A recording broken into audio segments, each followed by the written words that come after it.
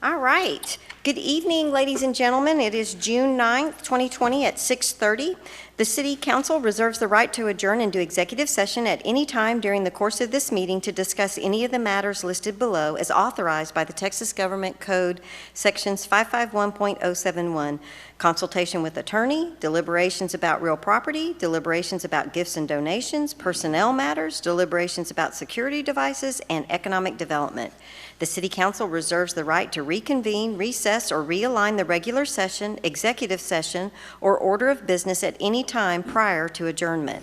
All matters listed below shall be eligible for both discussion and action unless otherwise specifically noted.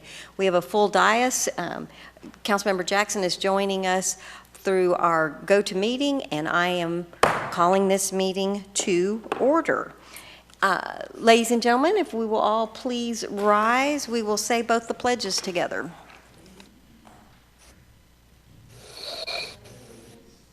I pledge allegiance to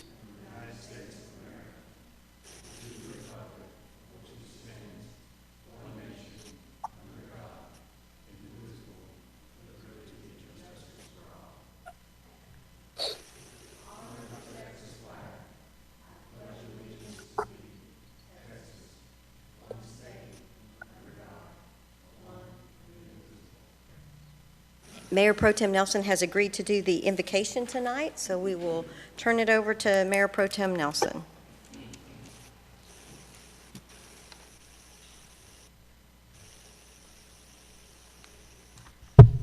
Let us pray. Heavenly Father, as events around us continue to unfold, we seek clarity and peace. We know that you are with us and for us as we gather together to seek your counsel. Speak to us both as a group and individually. Sort out the muddled feelings and distorted thoughts that may plague any of us. Struggling for solutions amidst differing personalities and agendas can sometimes seem impossible. Thankfully, we know that we are not perfect and we all fall short. So as we gather here today, let us find the needed agreement to do our best for this city. Help us to endure any disagreement and strive with courage, cooperation, and love. Grant us peace in knowing we are pursuing your purpose for our lives. In the name of Christ, amen. Amen. Thank you, Mayor Pro Tem.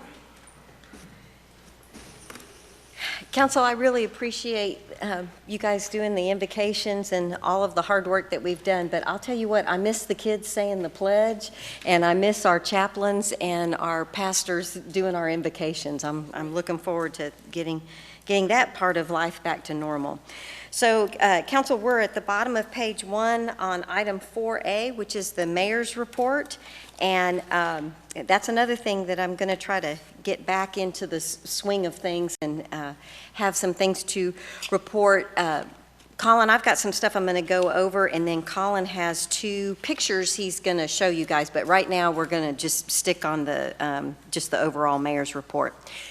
So, of course, we must talk about the community. We are living in times that I certainly have not experienced in my lifetime, and I would say in no one who's living's lifetime have we been through the things that we've been through. And it's unsettling, it's unnerving, it can make a person fearful and sad, and I have to tell you guys how thankful I am that I live in the city of Bastrop.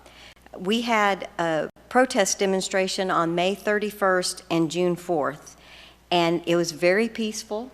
The majority of people attending were some energetic youth that just want to do the right thing moving forward.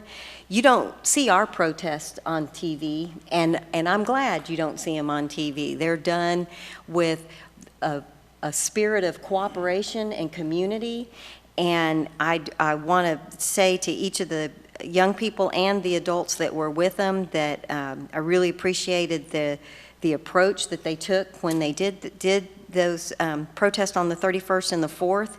And then we had a gathering here at City Hall.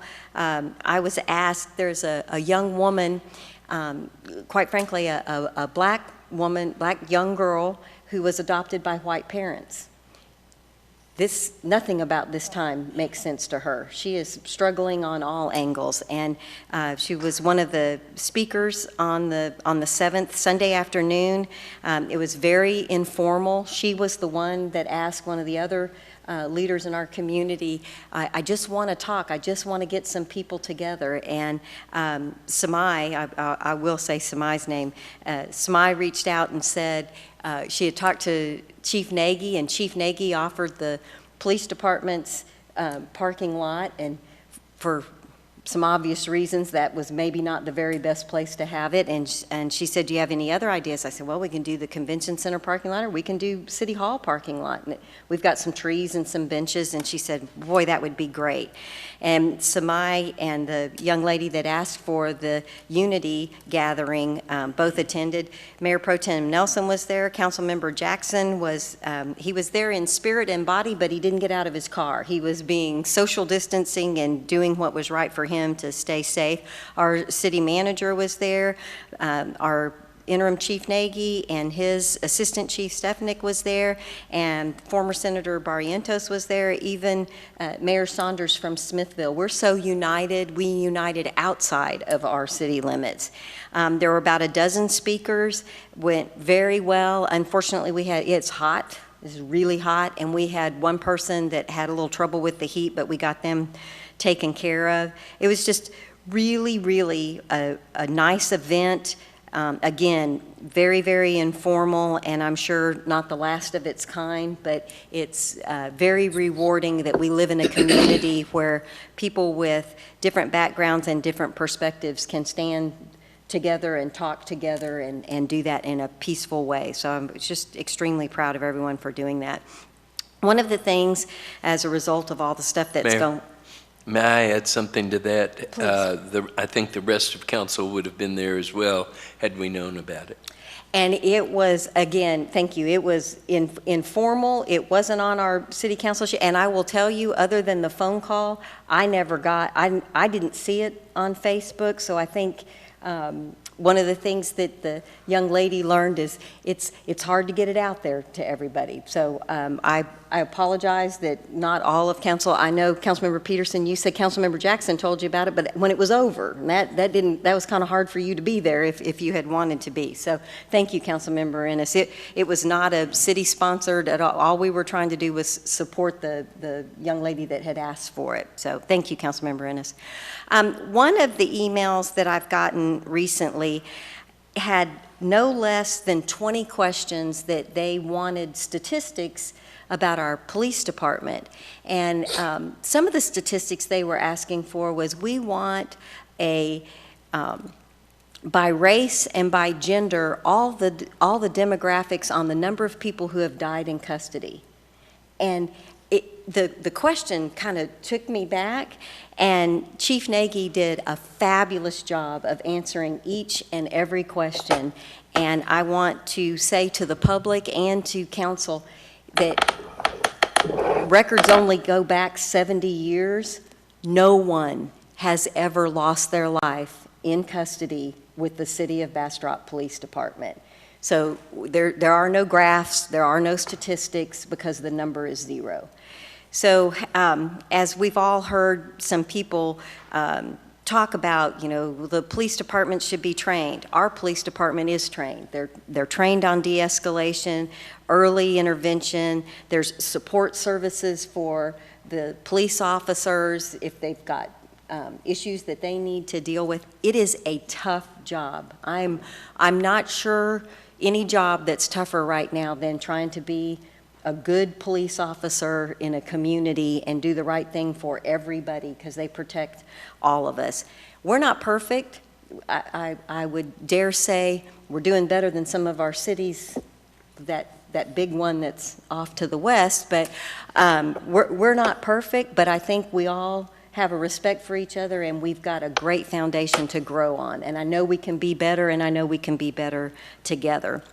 Another example of that is the community outreach program that was started years ago. And there's been some people that were like, oh, I didn't know we were still doing that. Yes, that is still going on. And one of the people who's gone to the meetings on a very regular basis said, when they had their meeting most recently, as you can imagine, there were a lot more people than there usually is. And the person I was visiting with said, I appreciate that there's additional participation now, but we need that participation to stay and do something. So it's great that we don't have to form a community outreach program. We have one, we've had one for years, but we need people to participate. That's how we're able to go together. And our Coffee with the Chief, in order to be COVID compliant, they went on the road, and we had mobile Coffee with the Chiefs, and they were in the Polaris and drove around to different neighborhoods and had coffee on the go to visit with all the people they could. So trying to be creative and reach out to the community. Again, I know we can do better. If you've got questions, Chief Nagy is one of the people that was at both of the protest and was at the unity gathering. He is very available. His staff is available. City manager is available. I know from the bottom of my heart, each and every person sitting on this dais, and Councilmember Jackson, all of us will take calls and emails from anybody. We're open to taking suggestions and all wanting to work together. So moving on, a couple of other cute things and some really, really good news. So I'm anxious to share it with you guys. Our last council meeting was on May 26th. On May 27th, I participated in the national COVID update call, and it was focused on the CARES Act distribution, and they specifically talked about the SAFER grant and things that they were doing to try to make sure that all communities could get their SAFER grant, but I was only interested in what Bastrop needed to do to get their SAFER grant. But I was on that call on the 27th. On Friday, May 29th, was when the tank rose. Took right at 3 hours. They had estimated 3 to 4 hours, and they were able to get it done in 3 hours. And they will also be building a storage tank, and all of that stuff should be done in the end of August, early September kind of frame. I got a sneak peek of a video that will be posted on the city's website and give some more information. Some of the questions were, is the water just in the tank, or is it also in the pedestal? It's just in the tank. And there's some kind of don't say anything, Mayor Pro Tem Nelson, nerdy engineering things in the video, so that'll be coming out tomorrow. Also on Friday the 29th, the EDC building that's being built at 921 Main, they poured the floor. And if you drive by today, you'll see that the elevator shaft is going up, and the facade had already been there for a while. So it's really starting to take shape, and they're still on schedule to be done towards the end of October.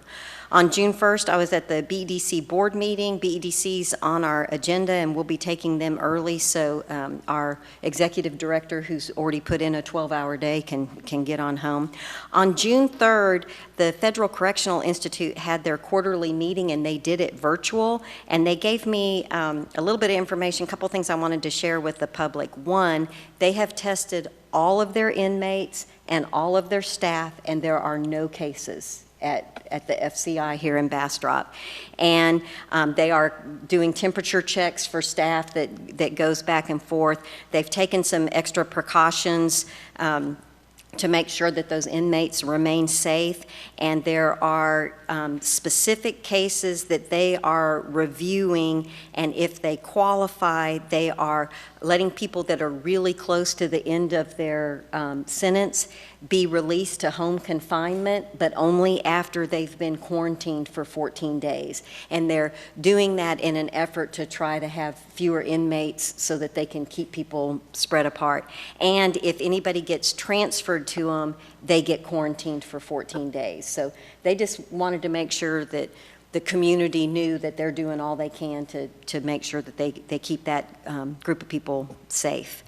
On June 4th, and Colin may have a picture for this one, on June 4th, the Parks Board awarded a plaque to Dorothy Scarnulis for all of the work that she did to get the city of Bastrop Bird City certified, and she's just the sweetest lady ever, and I was a part of the sneaky, Jimmy Crouch is our chair, and Curtis Hancock is our staff liaison, and they said, Dorothy, there may be someone knocking on your door, and it was me, and I gave her the plaque, and she was extremely surprised. So that was a very, very fun thing to do. So we are very thankful for Dorothy and all the work that she's done for the community, and she is the first person to say, I didn't do it alone, and it took a team, but you know, those teams have to have a driver, and Dorothy's done a fantastic job of that.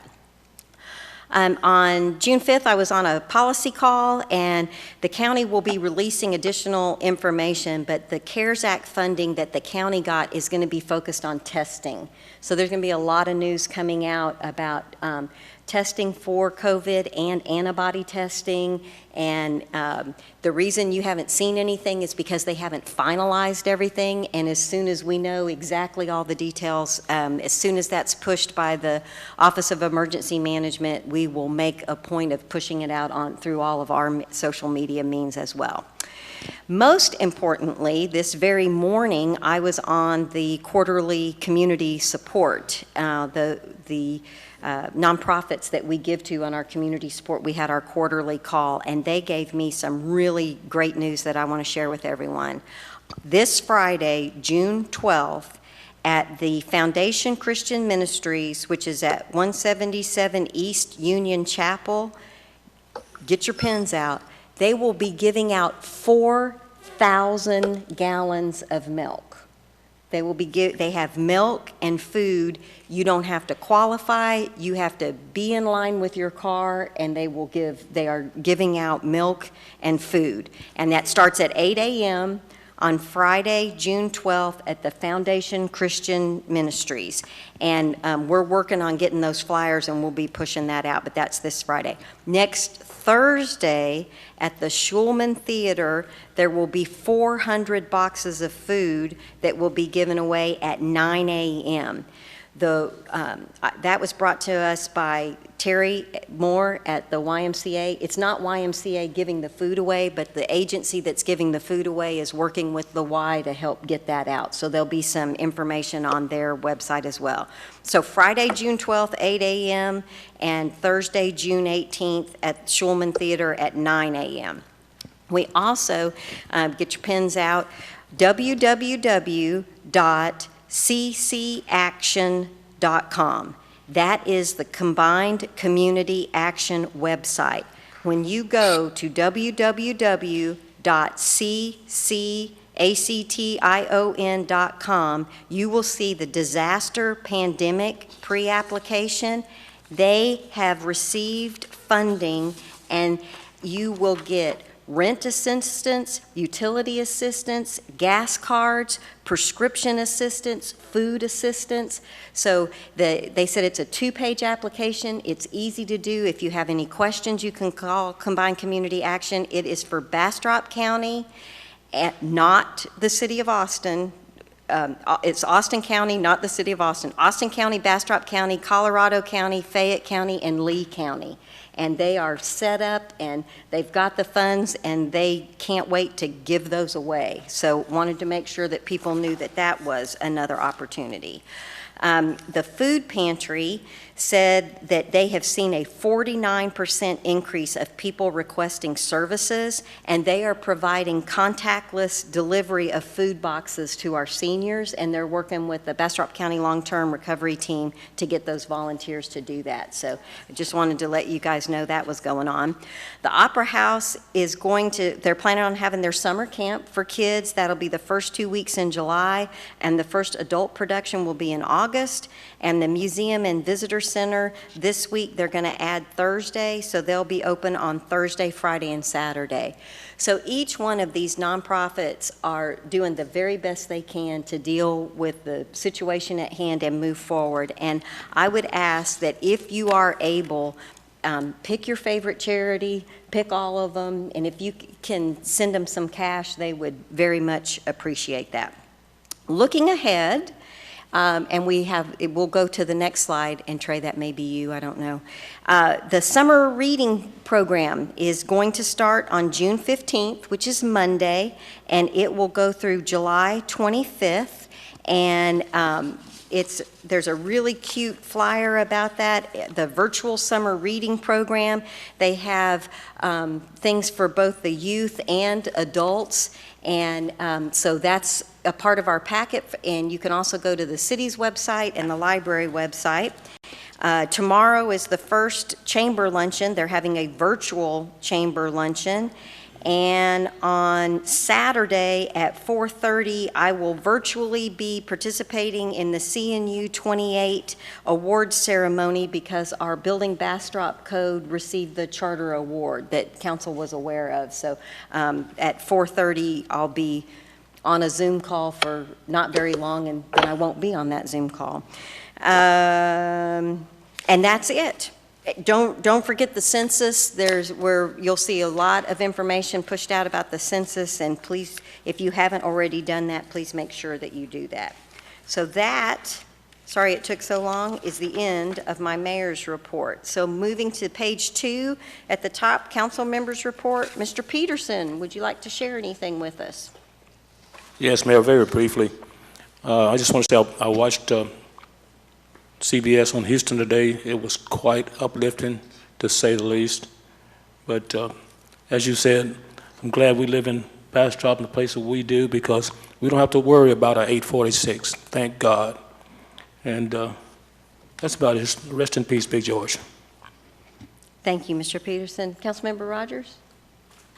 Yes, Mayor, I just wanted to give the council an update that me and Councilmember Ennis have met twice, 2 or 3 times, with the city manager about our finance committee that you assigned us to, and we are working diligently to get the council's messages over and see if we can work that out as we get ready for the budget.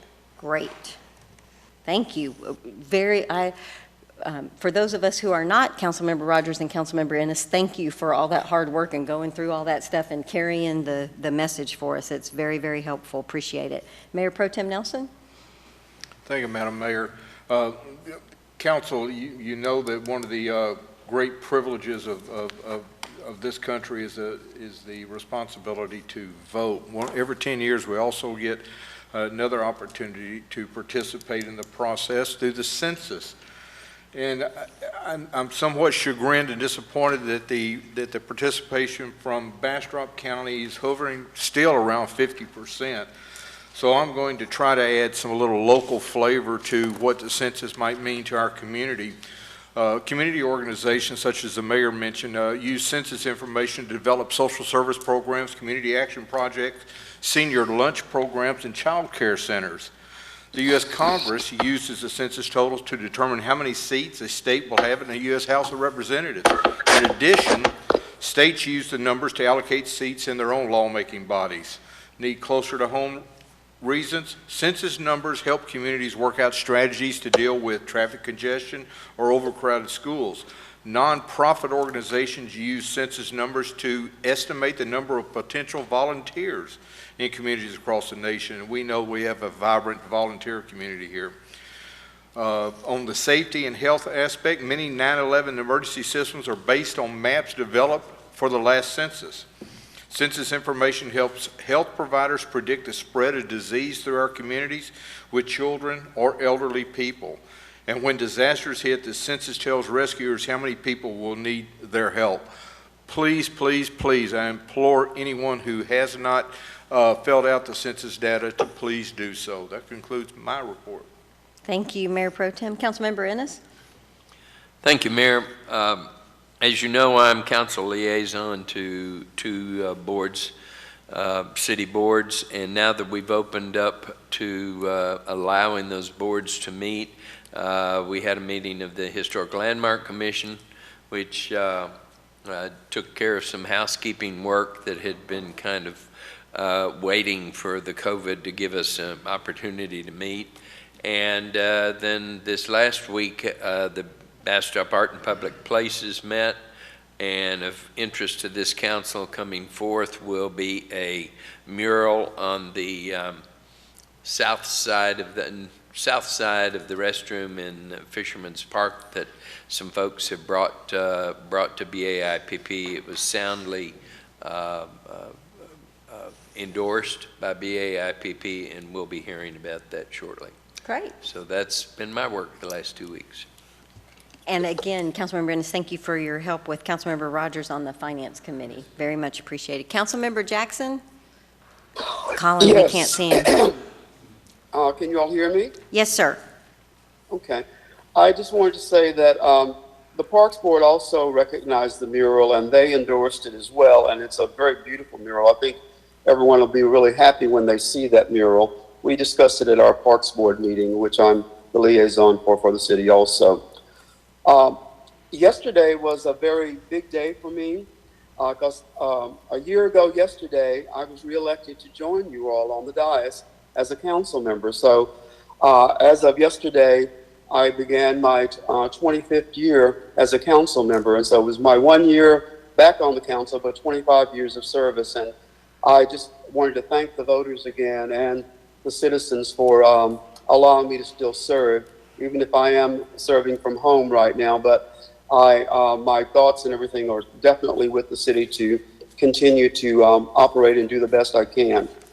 I was getting my wellness check taken care of, and I had to I've been traveling to Pflugerville and Austin to my doctors through the Austin Regional Clinic, and I found out very good news that we will soon have an Austin Regional Clinic here in Bastrop.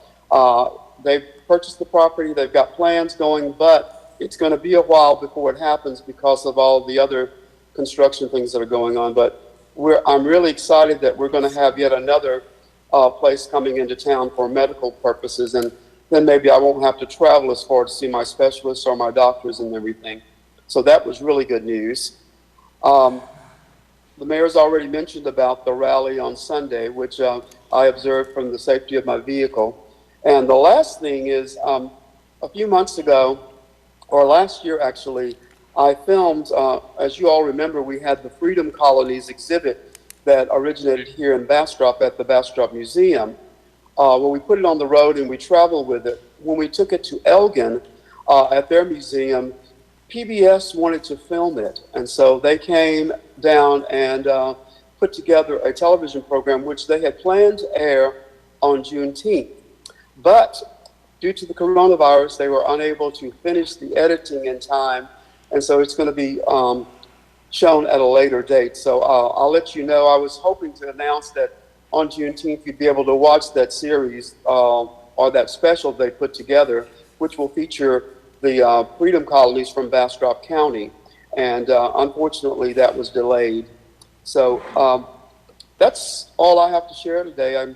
It's been a very stressful few weeks with all the things that are going on with the coronavirus, as well as of course, the civil unrest around the country. But like Councilmember Peterson said, I'm glad that we live in Bastrop, where our citizens can feel safe because of the police cooperation that we have and the relationship we have with our law enforcement here in the city. So thank you so much. Thank you, Councilmember Jackson, and I'll let you know that we weren't able to do a groundbreaking because of COVID, but the Austin Regional Clinic's under construction. That's what's being built in front of Seton, so it's underway. Oh, that's okay. Wonderful. I called planning and they didn't. They told me it was some other provider. They didn't know what it was. Oh well, if it's that, that's wonderful. All right, we're at item 4C, City Manager.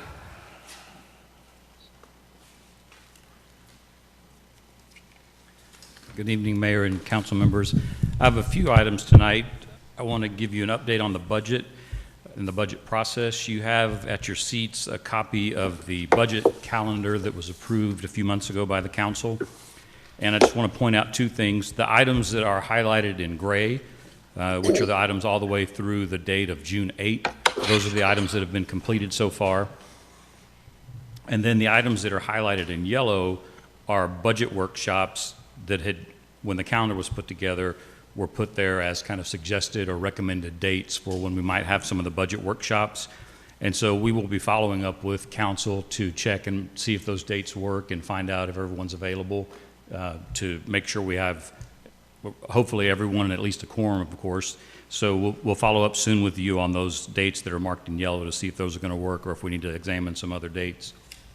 City Manager, the July 16th says if needed, and I believe the original schedule had a workshop in April that we did not have. Council, I believe we need the July, so I think for our, it's not if needed, it needs to be scheduled. Right. So it'll just be one that we ask about when we call the council members to find out. Perfect. Perfect. And council, I would encourage you, I know there's been some discussions about org charts and some of the cost-cutting measures. If you've got ideas, please share them with the city manager, and worst-case scenario, bring all your great ideas on the 16th. But I bet staff would say the sooner we know kinds of things you're thinking about, the faster, easier it is. Is that true? Oh, sure. Sure, and we'll send out materials ahead of July 16th, like the org chart, to talk about. Excellent. Right. So you got your budget book yesterday? I did. Awesome. Was it? Did you have it, memorize it last night? I did Great not. reading? I did not, but I do have it, so it's Okay, it's great. it's on my desk. Congratulations, staff, for getting that done. That's great. That's a lot of work for the finance department and the different departments to get that together. City Manager, Yes, if we bring those things on the comments on 16th, will any comments, will it be too late, or do you need them earlier than that? It'd be great to have them earlier, but if people bring comments to the meeting, we can still try to incorporate those into the process. Okay. We just might not, if you come with a list of questions, we might not be able to answer them all right there on the spot, but. I think these are more suggestions for formatting and the way you organize the information for councils. Okay. These are things that our committee has talked about. Okay. So if we've got them, I need to talk to my cohort over there in green, but if we can get those finalized for you, we'll try to before the 16th. That'd be great, because if you get them to us, then we can get them printed out and get them ready and send it out to the whole council for the meeting. And I also want to thank you for this, the shading. Council Member Rogers and I asked the city manager to do this so we could see exactly where we are in the process. It's a great progress report. What's been done, and thank you for that, Robert. You're welcome. You're welcome. And one item that shows up later in the process a lot is the property tax rate. And there's a number of hearings and a number of different kind of pieces to the puzzle to get the property tax rate set. We've got some preliminary property tax data right now that CFO Tracy Waldron is starting to look through, but we won't have the certified numbers until July 25th. And so she's getting those ready, but we won't have and even those aren't the final numbers, but they're the best ones that we'll have. And so she's getting that ready so that when we get close to that time on the budget calendar, we'll be ready to talk about that. It's always one of the biggest decisions that council makes each budget year. Amen. I was going to mention the census, but we've covered that pretty well. I will say the Count Me In Bastrop County organization has done a good job of getting information out on social media. Mm-hmm. And I was amazed at the budget they must have, because they brought in one of our biggest celebrities, Mayor Pro Tem, and had him do a video on their campaign. So they've got a lot more marketing and advertising money than I thought they did. Yeah, that was a good one. But if you haven't seen those, look on Facebook and you'll see a number of good announcements from them that talk about why it's important to be involved in the census. Another quick update on the Planning and Development Department. As I mentioned last council meeting, we're in the middle of working on the training and the implementation of the new software. If you've been by City Hall in the last few days, there have been people sitting at the table in the back on a video conference with the people who make the software and configure the software, and they've been getting all that training done. And as you go by during the day, there's different people from different departments getting trained, because it's through a number of departments in the city. So that work is progressing rapidly.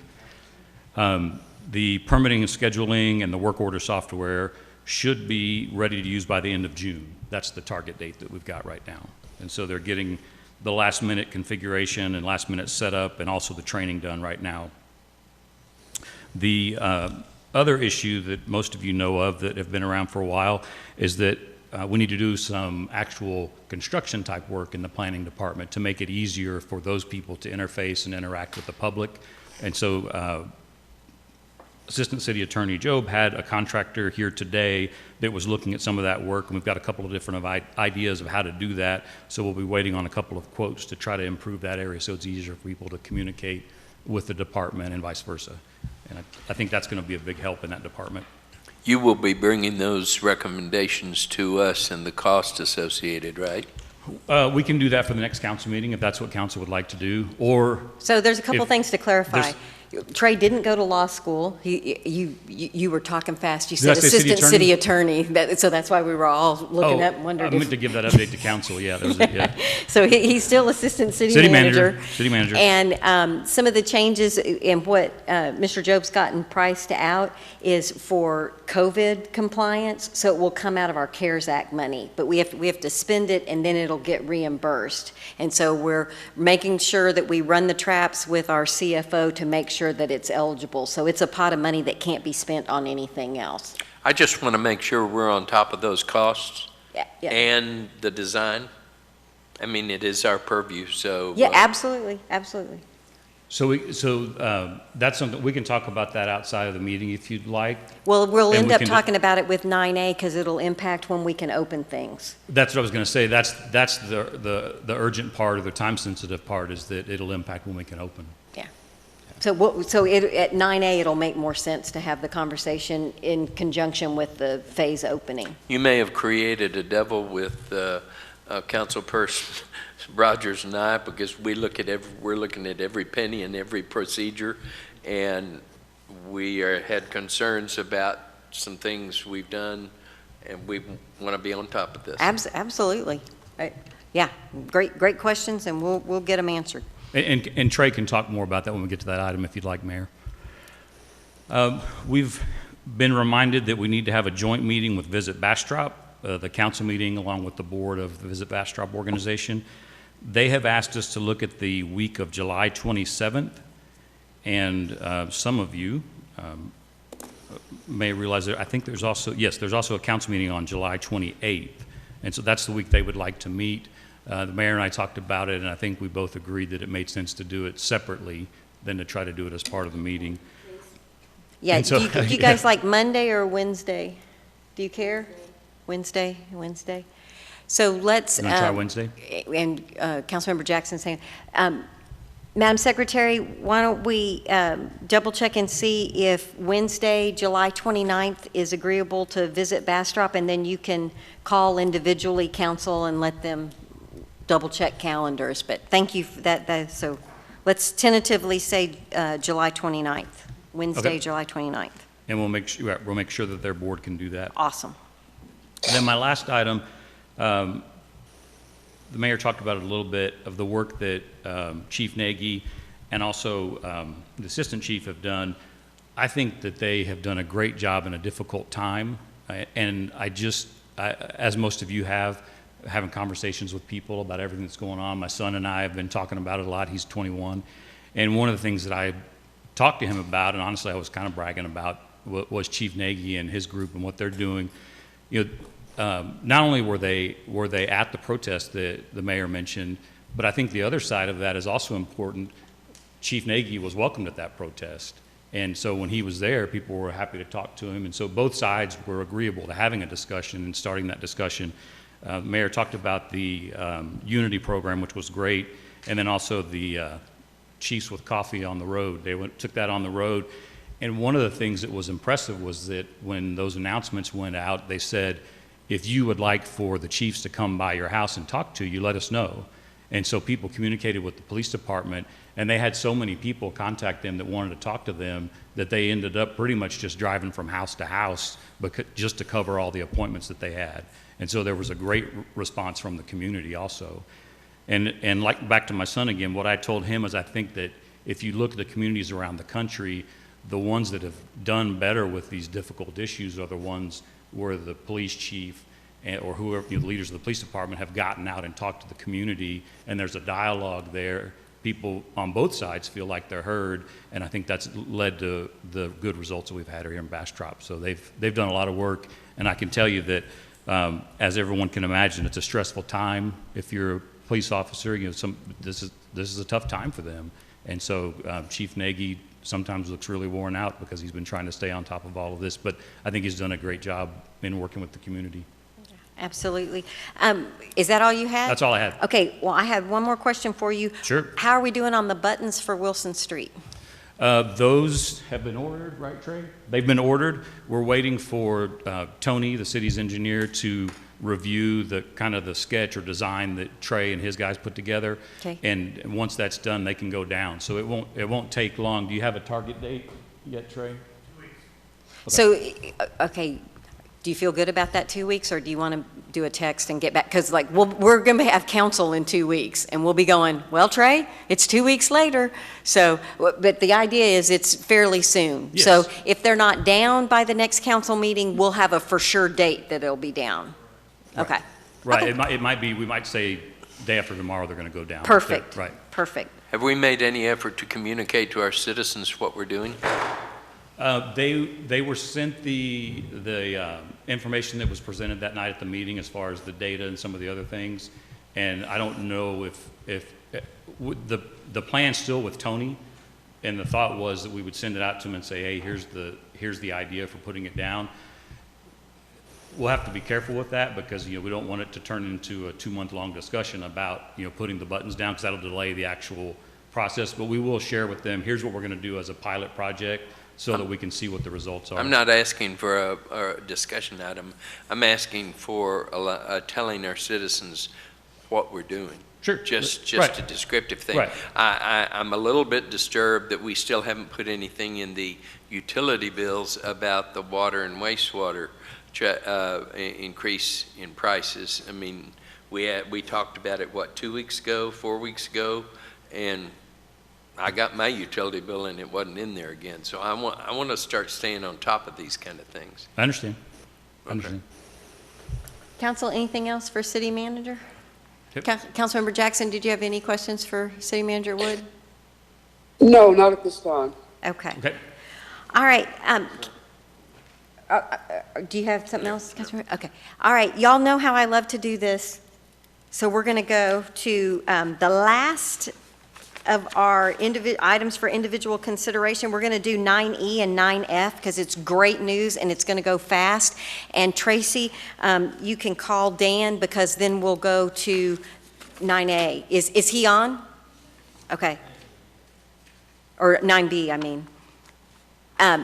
Well, Cameron made the drive, so he gets to go first. So we're going to go, Council, I'm on page 3, individual consideration, item 9E. Sorry, Colin. Consider action to approve the first reading of ordinance number 2020-16 of the City Council of the City of Bastrop, Texas, amending the Bastrop Economic Development Corporation budget for the fiscal year 2020 in accordance with existing statutory requirements, appropriating the various amounts herein as attached in Exhibit A, repealing all prior ordinances and actions in conflict herewith, establishing an effective date, and move to include on the June 23rd City Council consent agenda for the second reading. Mr. Cox. Yes, thank you. Thank you, Mayor. Thank you, Council.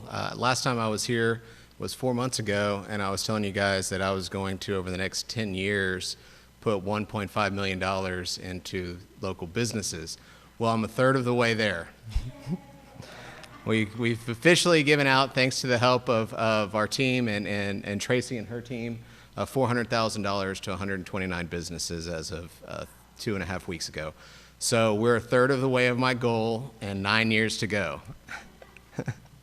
So part of what we're here today on is twofold. One, I have to do a budget amendment, and that's what this reading and this ordinance is for a budget amendment for $270,000 from our reserve funds that we have sitting in a CD earning, a tax pool earning 1.8%, and we want to take that money and invest it into human capital and to develop workforce training and develop a curriculum and certifications in our industrial park at a building that is perfect for what we're trying to do.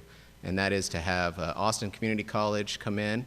They've already done a memorandum of understanding, and they are ready to roll and provide HVAC, welding, plumbing, and electrical training and certifications here in Bastrop, presumably at that location. We have a letter of intent for the purchase of that building, and if we get approved of the grant, we will buy that building with $1,080,000 in grant funds and $270,000 in funds from the EDC.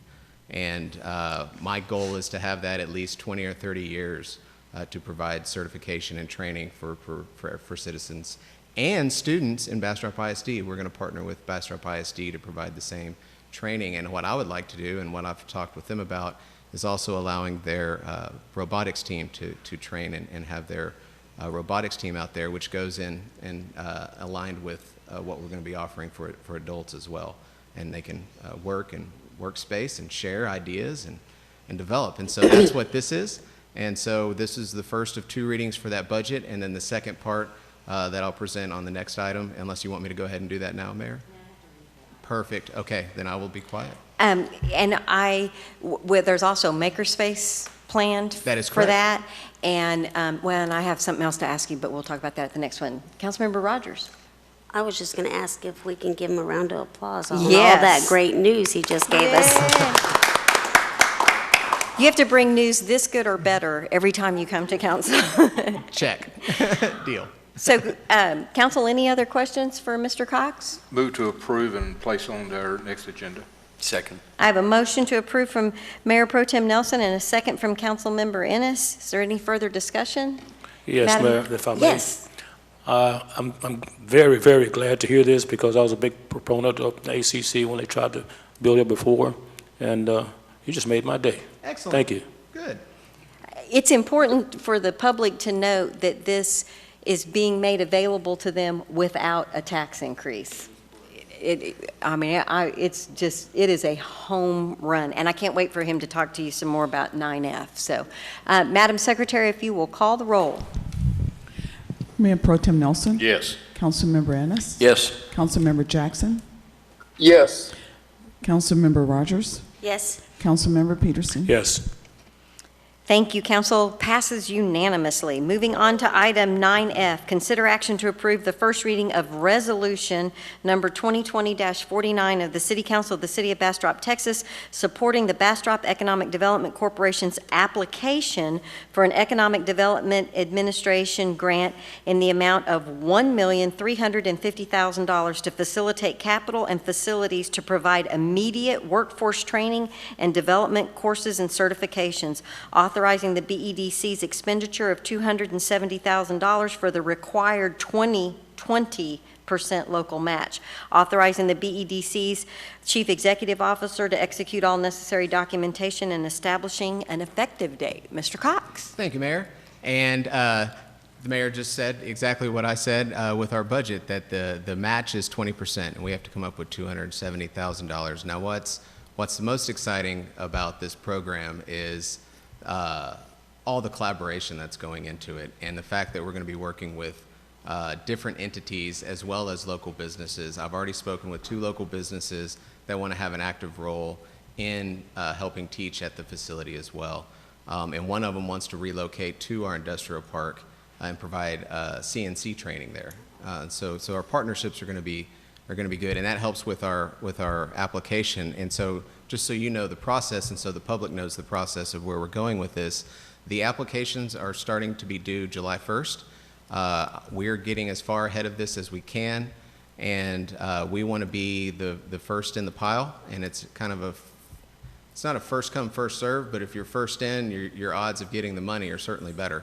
And so we want to have our application in the first week of July and have our best foot forward. We're going to be we have local leaders that are in support of it, from elected officials here, as well as state and federal elected officials, and they have provided their letters of approval and support as well. And so it really is going to be a great community event. Hopefully we get approved, and hopefully we get the money, and we can turn that building into what I think would be a great opportunity for this town. And you had a pre-grant meeting with the grant folks. That's correct. You want to tell them a little bit about that? Yes, and so met with them, and kind of originally I thought we were meeting about our other EDA grant that we're doing, which is roads and infrastructure, and they said, no, none of this money can be used for that. This money can only be used for workforce training. I go, oh, well, I've got the perfect place for that. I go, hold on. Well, let me take away everything that I just emailed you guys this week. Change hats. Let me tell you about what my plan is for this Dig Tech building in our industrial park. And the representative from EDA and Rachel Steele from CapCog both loved the idea, and that's exactly what this type of grant and this type of program is for this type of property, this type of training, and this type of facility. And so it was really great because this is something we were thinking about doing 2-3 months ago, and now COVID has literally come to the rescue for us with grant money for this program. And we can use our money for other things down the road that I have big plans for. So, yeah. So it's a win for the grant folks, because instead of funding a grant that's, we're gonna go buy land, we're gonna buy a building, and it's gonna take so long for them to see, we're gonna have kids in there in months if you'll let us buy the building. I mean, it's just knocking it out of the park.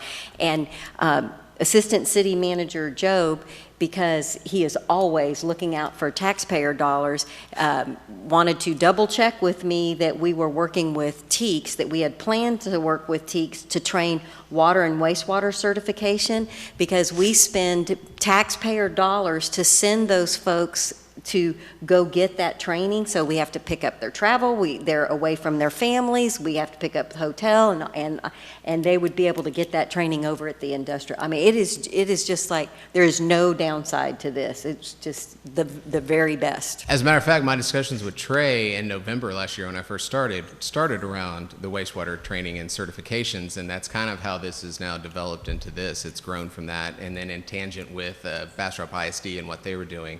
We all just kind of came together over different tables and different meetings, and here we are with a real good team effort for this. Yeah. So since we're building a state-of-the-art wastewater treatment plant, which, see, Tracy, see what I did there? I'm leading them into where we're going. With a state-of-the-art wastewater treatment plant, how wonderful would it be to be able to provide the training right here in town, and they can take a field trip and go see a plant that they'd be working on. So it's just fantastic news. Any other questions for Mr. Cox? I have a question. Yes, Councilmember Rogers. Okay, so you're hoping to get your grant in by July, first week in July? That is correct. Do you know when they're going to make their decisions? No. No. And I have one more item. We have a call with Rachel on Thursday. I need to ask her, and this is so you guys know, we're not required to do an appraisal on the property as an EDC, but they may require one for the grant, and so that's the one thing we have to figure out. Everything else, we know what they need. We've already been accumulating that stuff for the last 2-3 weeks. That's the one item that we don't know if they need, and if they do, we have plenty of time to get that done. I was just curious if you knew, that hopefully they'll make a decision by the end of the year. They start reviewing them as soon as they're submitted. It's okay. a rolling. That's what I was curious on. How long, Yeah. once we submit it, how long do we have to wait before we Great hear question. something? It's That's what I not was like curious. submit by July 1st and we're going to collect them all and then we're going to make a decision. As soon as it comes in, they start reviewing them. Oh, okay, that's Yeah. that's part I didn't quite catch. The theory is first in, first out, but we'll see. Okay, perfect, thank Cameron's you. theory is I'm first and no one else is getting $1. Yeah. I'm going to be first and best. That's my goal. Yeah, just best of luck and thank you. That's the kind of thing that happens when you sit down with the right people at the right time, and just really so grateful for this. Mayor, wait, I don't know who was first. Was Councilmember Ennis first? I think Okay, Councilmember Ennis? I just want to say we're very lucky to have you. And with that, I'd like to motion to approve. I'll second. I have a motion from Councilmember Ennis and a second from Councilmember Peterson. Mayor Pro Tem Nelson, did you have a comment? I do. I really appreciate your nimbleness and your transitioning from roads and bridges to workforce opportunities, and echo Councilmember Ennis's comments. We're really lucky to have you. So don't ever stop being creative, because then we'll withdraw such comments. Well, thank you. And as long as you're okay with me coming to you with bad ideas routinely, then I'll make sure to have good ones every once in a while. Yeah. And because of future projects that we hope will continue to be brought up, do not ruin the relationship with Rachel Steele, please. Yeah. Agreed. No, and thank you guys. The town is truly blessed to have you all here as well. So Councilmember Peterson is saying only Mayor Pro Tem Nelson would use the word nimbleness with respect to a training center. So, all right, I have a motion and a second. And Madam Secretary, if you will call the roll. Councilmember Ennis, Yes. Councilmember Peterson, Yes. Councilmember Jackson, Yes. Mayor Pro Tem Nelson, Yes. Councilmember Rogers. Yes. Thank you, council. The motion passes unanimously. Just in case anybody in the public has a question, and I will admit that I had the question. I said, how come this resolution has to have 2 readings? And it was clarified to me because it's an EDC resolution. That requires 2 readings. So they will both be placed on the consent agenda, and I think we'll all be happy to have that. Let's have a round of applause for Bastrop community. Thank you. Those are the kind of opportunities that can be made available to everybody in the county that just does nothing but help us take care of ourselves moving forward. So just fantastic.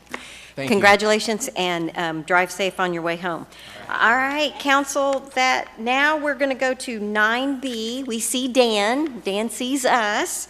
We're on 9B, consider action to approve ordinance number 2020-15 of the City Council of the City of Bastrop, Texas, authorizing the second supplemental ordinance to the master ordinance establishing the City of Bastrop, Texas Water and Wastewater Utility System Revenue Financing Program, authorizing the issuance of the City of Bastrop, Texas Water and Wastewater Utility System Revenue Bonds Series 2020, approving an official statement, a paying agent registrar agreement or other agreements, and I know words matter, and other agreements relating to the sale and issuance of the bonds, and ordaining other matters relating to the issuance of the bonds, and providing for the following: findings of fact, enactment, severability, effective date, and proper notice and hearing. Ms. Waldron, is it all Dan, or is it, okay, Colin, can we see Dan? Thank you, there he is. Hi, Dan, it's all you. Great. Thank you, Mayor, Council. Good evening. Oh, Dan, I'm sorry. Before you start, Madam Mayor, in the past meetings, I've been able to see some of the, I guess whatever you all are seeing on the screen, I was able to see on my screen, but I'm not getting anything anymore. Is that not happening? It's the agenda items, etc.? Can you see it now?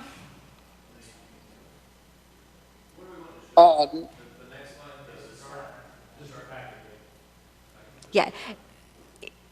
Yeah, I've been getting those in the past, and I haven't seen anything, because otherwise I have to juggle my phone and my iPad and all of that, and oh, that's much better. Okay. Okay. Thank you. Sorry, Dan. And so far, so you'll know, Councilmember Jackson, when Mr. Cox was presenting, there wasn't anything. It was just what was in the packet. He was just speaking to the item. So you haven't missed anything. Okay, Dan, take it away. Great. Thank you, Mayor, Council members. Dan Wegmiller with Specialized Public Finance. As the item lays out, this is the issuance of water and wastewater utility system revenue bonds, Series 2020 for the city. This issue, as we went to the open market this time, we needed to establish the bond rating. And I think it's important to note that you all had your AA- rating affirmed with stable outlook. That's very important today with a lot of the economic recovery that's taking place and the challenges out there.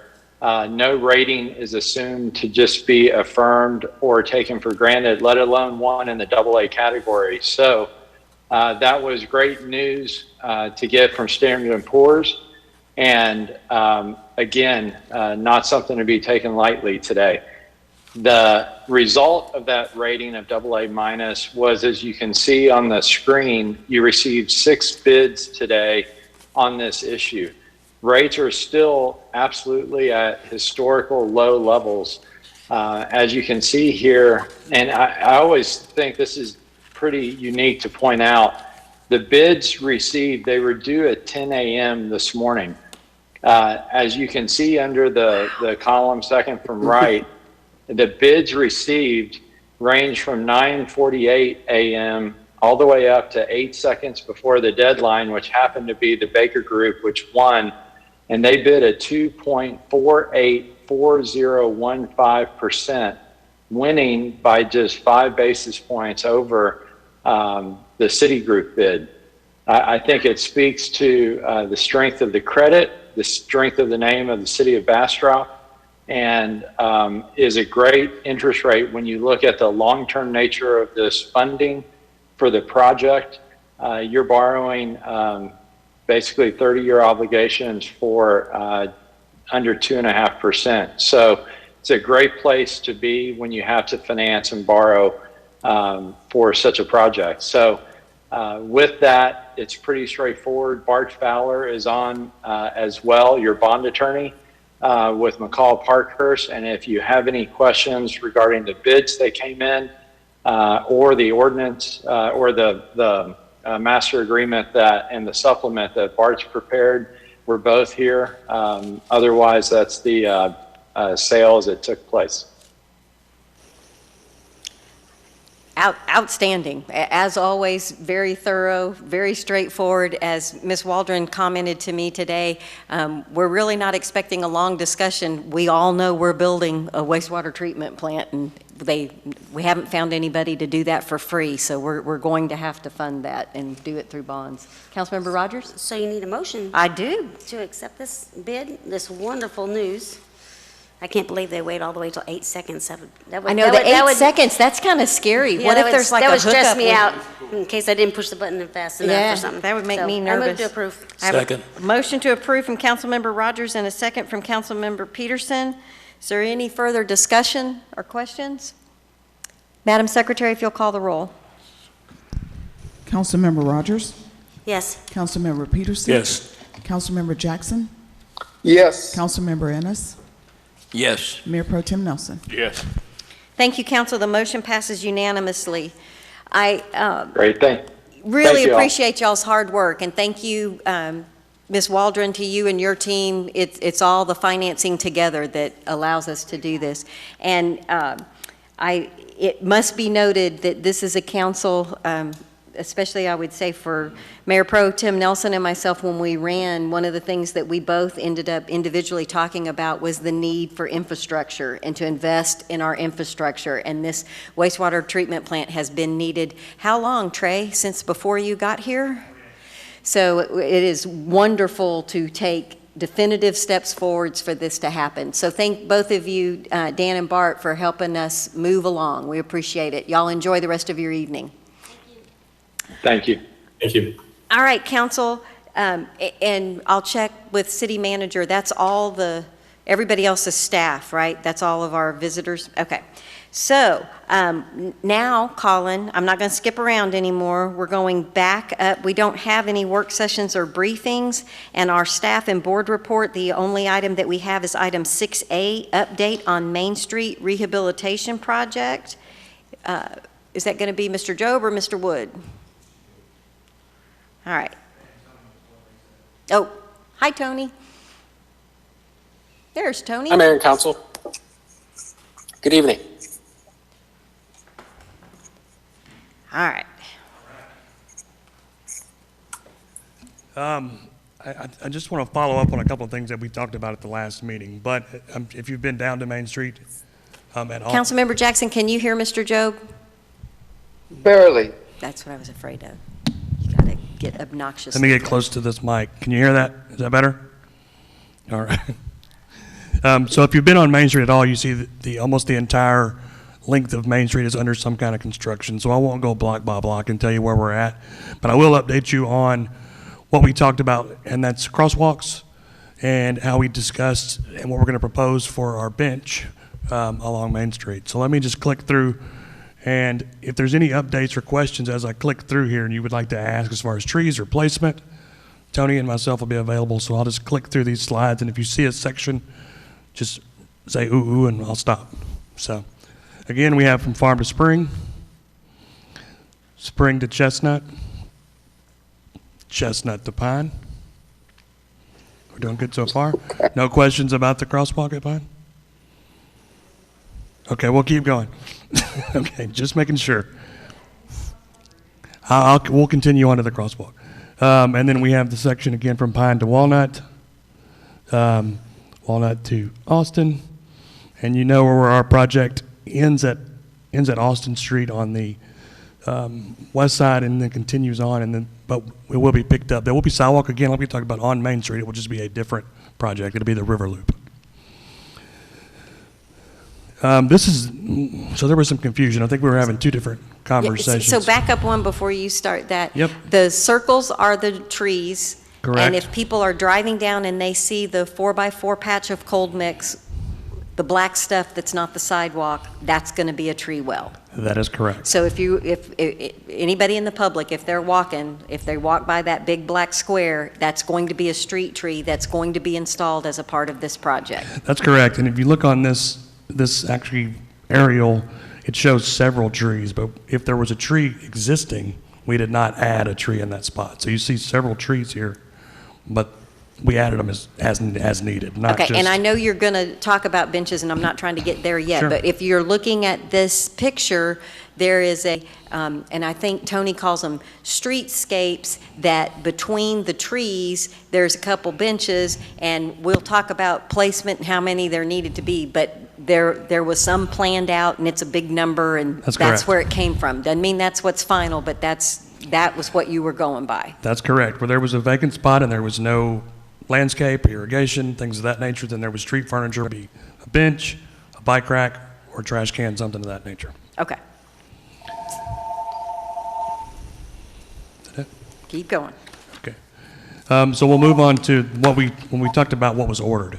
This is something that we keep in storage. This is what we spec'd for our bench. It's the next slide, Colin, sorry. This is what was spec'd. The approximate cost is $772 each. It does not include installation. They're 6 foot in length, and we matched what we had existing in storage. Do those benches, that bench that I'm looking at in that picture, does that exist in use anywhere in town? It does. They're in the parks. They're along Chestnut. Some of them are different colors. Like there's some of them one are green. just across the street from here at City Hall. That's it? Yep, it's green. Okay, There's one here at the back of the parking lot. It's also green. okay. So if they're in a park, generally they're green. Because they had black on Main Street, we went ahead and got black and metal to match what was existing. But to match the exact bench, we have found that, and that's it. Even though the color showed in green, we can get it in black. The bench is ordered, it'll be ordered in black. It's approximately 5 feet in length. It matches the existing 6 benches that we talked about were the memorial benches or people had donated in the past. The approximate cost for that is $1,450 each, and you can add a nameplate for $200. What we're going to propose is, because Main Street Board, and I was talking about the Main Street Department in the last meeting, the Main Street Board was so integral in to finding something that was relevant to the time that we propose that we put from farm to water. We'll use this type of bench. Everywhere else, we'll continue to use the Belson model. So again, that's what we'll recommend. We have a budget for this amount. For benches, as you can see, there's a little more expensive, so you can get about half the benches. There's going to be an item on the Main Street Board agenda tomorrow where they can discuss fundraising opportunities if they like to add more benches, and then that's the discussion that they'll have there. So what this will do is we'll select this type of bench. This is what we'll use. We'll match exactly what we already own, the 6 that were already owned, and then we'll bring to Main Street and see if they're interested in a fundraising opportunity to add different benches where people can put their names on them. How's that sound? And I had a nice long meeting with Mr. Job about the benches, and so I know just enough to be probably obstructed. As I understand it, there's an upcharge to put the nameplate on it for $30, but we don't have to identify them as memorial. I mean, we don't have to put a plaque on there now. We can sell those down the line. That's correct. And the plaques are like $200, but that'll be covered by the folks who want to put their names on a bench, right? Yeah, that's correct. And so that's what we would talk to Main Street, the board, about to see if they were interested in entertaining this. I'm sure that they will be, and that's the discussion we would have. But what I thought was important is that we have matched this one. We're all talking about the same bench today, and then it's going to be in the same area, and that's the project limits, from water to farm. So we can keep it historically relevant. I just had a question, if I may ask it at this time. Sure. Absolutely. Councilmember Jackson? Okay, so these are the same benches that are already on, that we've had already. So we're going to stick with that design you said between Farm and Water Street, correct? Yes, sir, within the project limits. Okay, those are the project limits, okay. Are the locations where the benches were before, because I know that certain people, when they bought those, when they purchased the plaques and they put the benches in, they had designated a certain area. Are they going back in those areas, or is that changing? Did they go to an area, or did they go to a bench? I was going to propose, and you and I talked about this, Mr. Job, that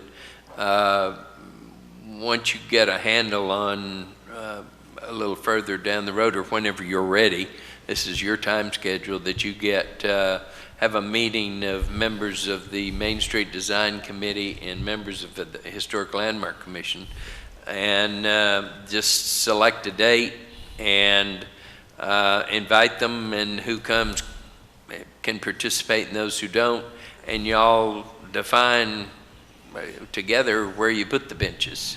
Not that I want to get in your business, but it might help you allay any kind of criticism for where the benches go if those two groups buy into it. And there's, Ms. Gleason also said that she was going to provide us, or provide y'all, you and Tony, with a schematic of where the, there are already some restaurants that have tables and chairs out. That's front. right. And she was going to put together some kind of, correct me if I'm wrong, No, schematic of. She's going to get that from Tony and myself, and then, yeah. Say what? She's going to get that from us. Oh, okay. Share it with the Okay. Main Street businesses, because there's some locations where you would impact the pedestrian enhancements that we just built if you put tables and chairs. So we're going to show a nice clear zone that has to be maintained, and then we'll share that with them. We'll bring that down there with us when we talk to the other groups and make sure that we maintain our ADA compliance. Okay, and Councilmember Ennis, you're making a great point, but I think it's different than Councilmember Jackson was talking about. I think his real question is, if we picked up 6 benches that had names on them, do we know where we picked them up from, and are they going to go back pretty close to where they were before? So it sounds like the real question is, for instance, if we'll say Robert Wood, because I'm pretty sure he didn't Sure. buy a memorial bench Sure. 5 years ago. So if Mr. Wood's bench was between Pine and Austin, is Mr. Wood's bench going to go back between Pine and Austin? And then adding benches is kind of the next step. But I think Councilmember Jackson's specific question was, do we know where we picked benches up, and are we going to be returning them fairly close to that location? Did I understand you correctly, Councilmember Jackson? Exactly. I was thinking my point was being lost, but thank you, Mayor, for clarifying for me. I didn't mean to muddy the water. What I was implying was we start out with Councilman Jackson's concern and get those situated, and then you move on with the rest of it. Okay. You know, there's a lot of rivers to cross here, and I want to make sure that we're clear about all those, because one of the other comments that I've heard some council members bounce around, and it's kind of back to the restaurants. If on our drawing, it is, well, we would put a bench there, but it happens to be a restaurant, and they're like, I don't want your silly bench. I want tables that I can seat people at. Are we going to say that, okay, that's great, and if there was a bench planned there, we're going to put that bench in storage, or kind of what's the policy for that? Because the restaurant may turn into a retail store that would love to have a bench out front, and you know, so I know we can't solve everything, but I think it's important that we have a policy decision about that ahead of, instead of, well, I bought it and everybody else this often would have a bench, and where's my bench? I think we need to be thinking long-term on this. Councilmember Rogers? Well, my suggestion with the memorial benches that we've taken up, just reaching out to those people to touch the point that you just made. When they purchased the bench, there may have been a business there at the time that they wanted to be in front of, and might not be there, so they might not care. Sure. So we might be worrying about things that doesn't matter, We just need to reach out to the people that purchased them and ask them, do you care? Do you not That's care? right. And Would there's you prefer it six, to be it here? right? There's Yeah, not 700, there's six. So let's just make Right. sure we They might not touch care base where with you them. put it as long as their bench is out there. So just reach out to talk to people. Yeah, there's 6. We have the list of names, but we're going to have this discussion first. Talk to the Main Street Board.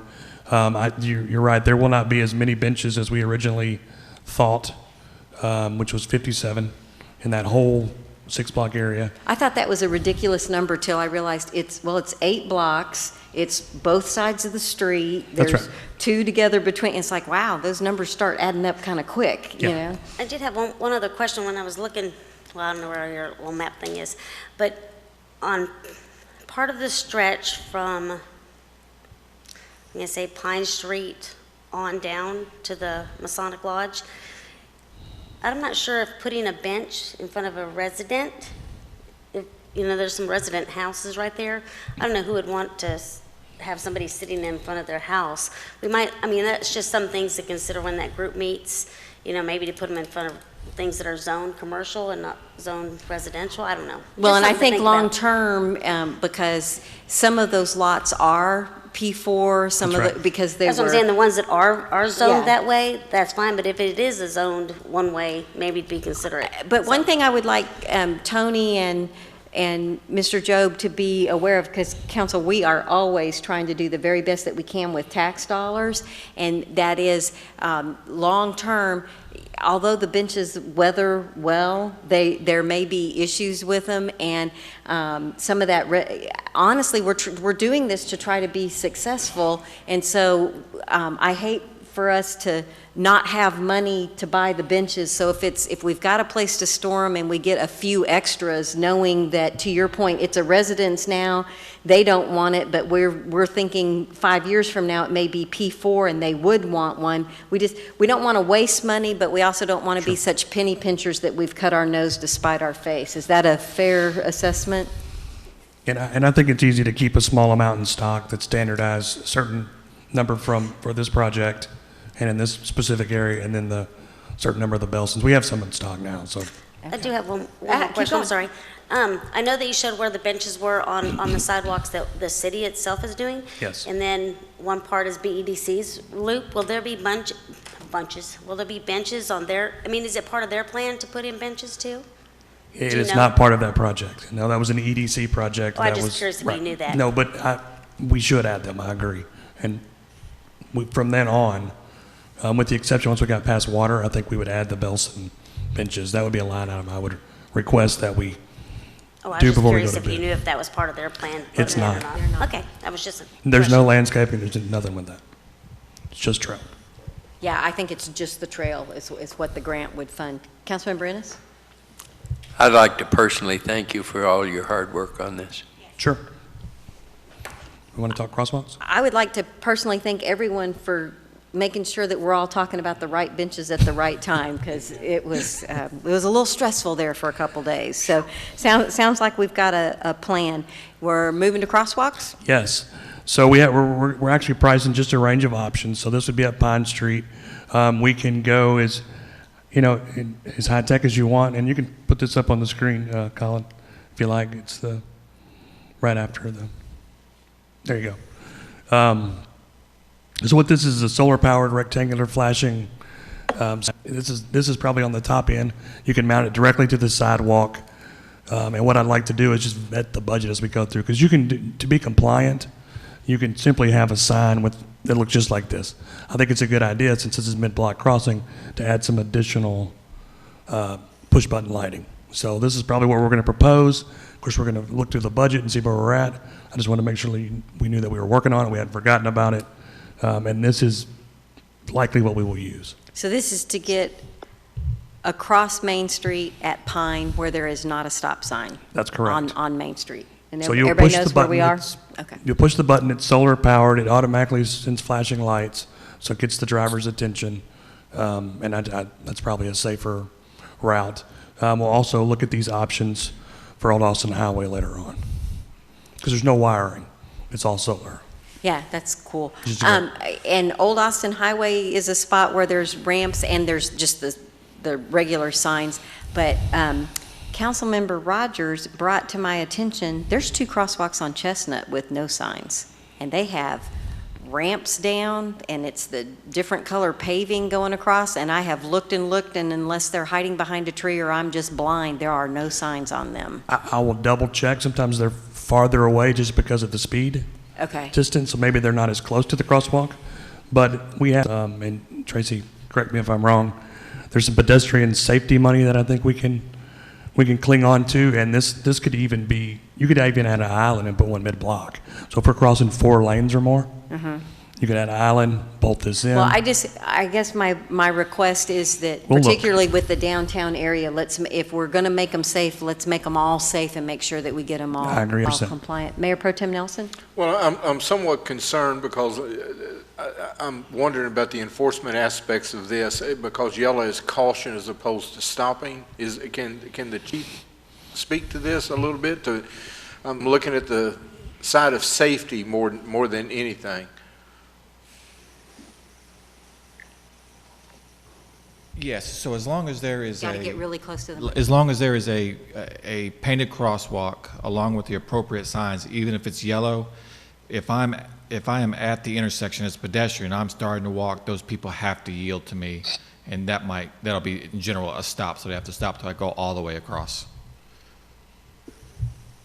Thank you. Yay. Okay, that's benches, that's crosswalk. And I can't see Tony, so, Mr. Jobe, I'm going to be asking you, but, and I'm not going to hold you to it, around about sort of, when do you think we might see some final paving? I'm going to defer to the city engineer, that as you can see him. Tony, if you were your very best guess, when do you think we might be ready to start doing some paving? Thank you.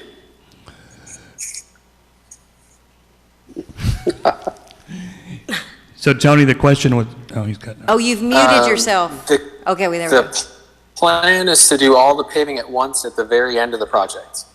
So that's good.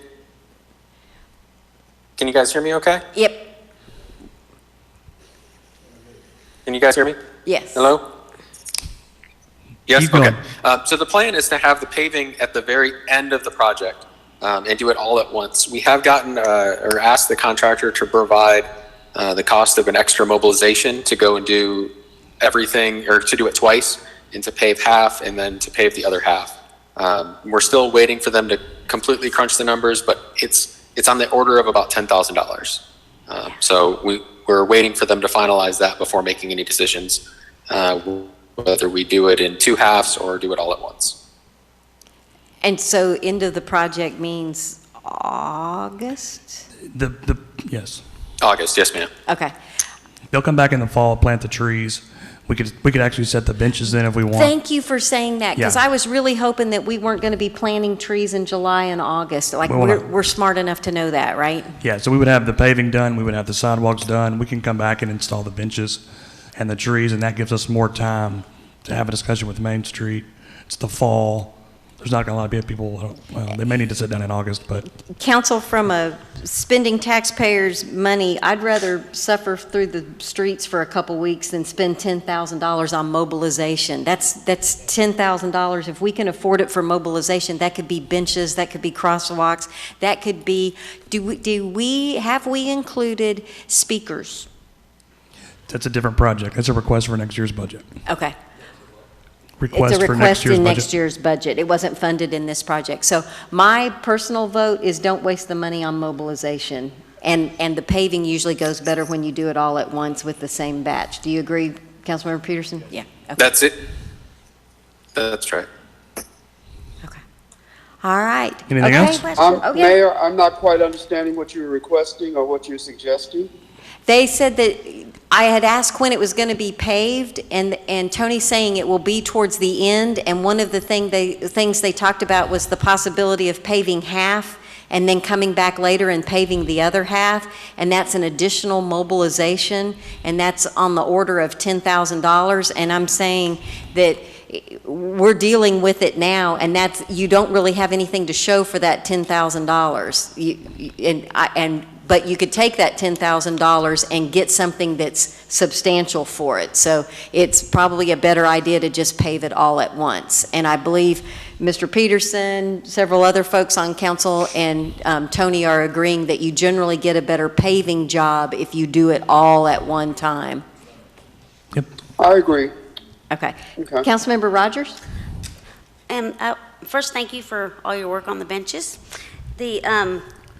My other question is, I know we put in the new white line where you want them to stop on Main Street itself. Yes. Before the intersection. I was wondering if there's a way we can put maybe a temporary sign, an A-frame, something on the sidewalk actually saying stop. I know you don't want to install a sign right now, but something, because I'm not sure they're actually seeing that white line. Yeah, I think You we know, can. I mean, we'll just something- get a, yes, we can do that. Maybe it's one of those cute guys that Main Street had. The little Yeah. Tony. Yeah, that Tony, says stop here Yeah. or something, Yeah. just so they can start getting, the sooner we get the training started to stop there, the sooner they'll understand. We can do that. And we have some temporary poles for stop signs. Oh, yeah. So we could attach it to one of those and just stick it in place. Just make it more visible. Yeah. Okay, everybody happy? Councilmember Jackson, everybody's, all right. Thank you, Great- Tony. Great job. Yay, won't we be glad when this is done? Yes. Good work. Thank you, Tony, and thank you, Mr. Job. All right, council, it's 8 o'clock. Are we okay, or do we need a bio break? Okay, we need a bio break. It is 7:55, and we are in recess, and we will try to get back as close to 8 o'clock as we can. 7:55, we're in recess.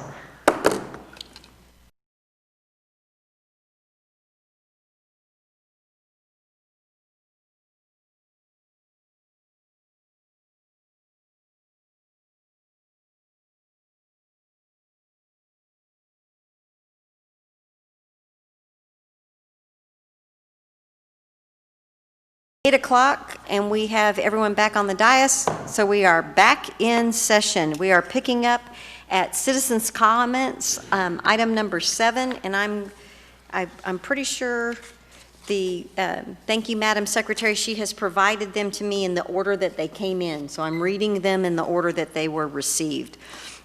The first is from Jennifer Ross. She did not provide an address. It just says Bastrop, Texas.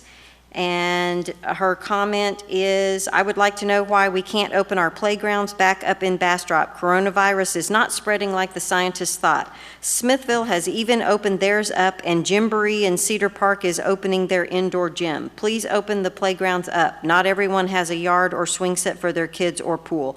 Playgrounds are essential right now. The second comment is from Paula Prater. Her address is 3950 Highway 71 East, apartment number 328 in Bastrop, Texas. I watched with interest the May 26th council debate about reopening the Bark Park. I appreciate Bill Ennis and Drusilla Rogers trying to come up with some alternate solutions. Yes, there are some good options. We have taken our dog to doggy daycare, but that costs $20 per day. We do walk our dog in Bastrop State Park and the Bastrop County Nature Park, but those options do not allow our dog the freedom to run like the Bark Park does. And yes, Bill, you called it. We want to socialize while our dogs socialize. The morning group includes many folks who live alone, and I worry about depression, especially for some of our seniors who have lost spouses. Our dogs give us a reason to get up, get outdoors, and socialize. The frustration comes from the inconsistencies between federal, state, and local policies. The indoor bars and restaurants have reopened so that people can socialize, but the outdoor parks cannot. Speaking of outdoor parks, I just walked Fisherman's Park with my dog. There are nice new motivational signs, yet the park is strewn with tattered caution tape on the benches and picnic tables, a sign of local inconsistency. Are the picnic tables available for use or not? There needs to be signage explaining park usage. Mr. Ennis spoke of how things are not going back to the way that they were, so let's figure out what the new normal is. I suggest following the CDC recommendation of no groups greater than 10, social distancing, wearing masks, as one of the signs in Fisherman's Park says. Let's do this, reopen all our parks. The next comment is from Judy Pedersen. I hope I'm saying your name correctly. 1504 Water Street. Please open the Bark Park. The citizens and pets that patronize this park are all capable of social distancing and policing themselves. The next comment is from Jennifer Franks, who is at 1242 Highway 71 West. Because Bastrop County still has 0 confirmed cases of animals being infected with COVID-19, I think it is high time we follow the new guidelines that the CDC has put out about dog parks reopening and how to conduct ourselves while there. Smithville has opened their dog park without any issues. The CDC says this about reopening dog parks. Some areas are allowing dog parks to open. If you choose to go to a dog park, follow local guidelines. There are ways to reduce the risk of you or your dog getting infected with COVID-19 if you go to a dog park. Do not take your dog to a dog park if you are sick or if you have recently been in close contact with a person with COVID-19. Do not take your dog to a dog park if your dog is sick. Signs of sickness in dogs may include fever, coughing, difficulty breathing, shortness of breath, lethargy, sneezing, discharge from the nose or eyes, vomiting, or diarrhea. If your dog has tested positive for the virus that causes COVID-19, talk to your veterinarian about when it is appropriate for your pet to go back to normal activities. Try to limit your dog's interaction with other people outside your household while at the dog park. As much as possible, avoid touching common items in the dog park like water bowls. Wash your hands or use hand sanitizer after touching the items from the park. To make sure your dog has fresh water, consider bringing your own portable water bottle. Limit other pet items brought to the dog park, such as toys. Clean and disinfect anything taken to the park and returned home. Leashes, toys, water bottles. Do not wipe or bathe your dog with chemical disinfectants, alcohol, hydrogen peroxide, or any other products not approved for animal use. I believe you will find all of us who are fighting to have the dog park reopened would easily agree to follow these guidelines. That is basically how we conduct ourselves while there under normal circumstances. Contrary to comments made at the last meeting, we are not fighting so we can have humans socialize. We are fighting so our dogs can exercise and remain happy and healthy, as well as safely socialize. You have to know by now that Bastrop is quote unquote open enough that all of our human socialization can easily be taken care of outside the dog park. The next comment is from Travis Shepard, who did not offer an address other than saying Bastrop, Texas. And the comment is as follows: when are the baseball fields, Fireman's Park, Little League fields, and parks going to open back up? And the last comment is from Michaela, who did not provide a last name, whose address is Bastrop, and did not provide a phone number. And the comment is as follows: I go to City Hall and a library a lot. Will you reopen soon, and when? I can use the pickup for the library now with the virus at 270 cases tonight. What cleaning and disinfecting does the city do daily to protect us? How often and what cleansers? Some of us have health conditions or are old and worry about catching it. And that is all of the citizen comments. And we've got a couple things, we've only got to go through the consent agenda, and we'll talk about the majority of those. Although we can't speak directly to the citizen comments, I believe that they will be covered on item 9A. So that concludes citizen comments. Moving on to the consent agenda, there is one item: consider action to approve City Council minutes from May 26, 2020 regular meeting and the May 29th special called meeting. Move to approve. I have a motion to approve from Councilmember Peterson Second. and a second from Councilmember Ennis. Is there any discussion? Madam Secretary, if you'll call the roll. Councilmember Peterson, Yes. Councilmember Ennis. Yes. Councilmember Jackson, Yes. Mayor Pro Tem Nelson, Yes. Councilmember Rogers. Yes. Motion passes unanimously. The consent agenda is approved for tonight.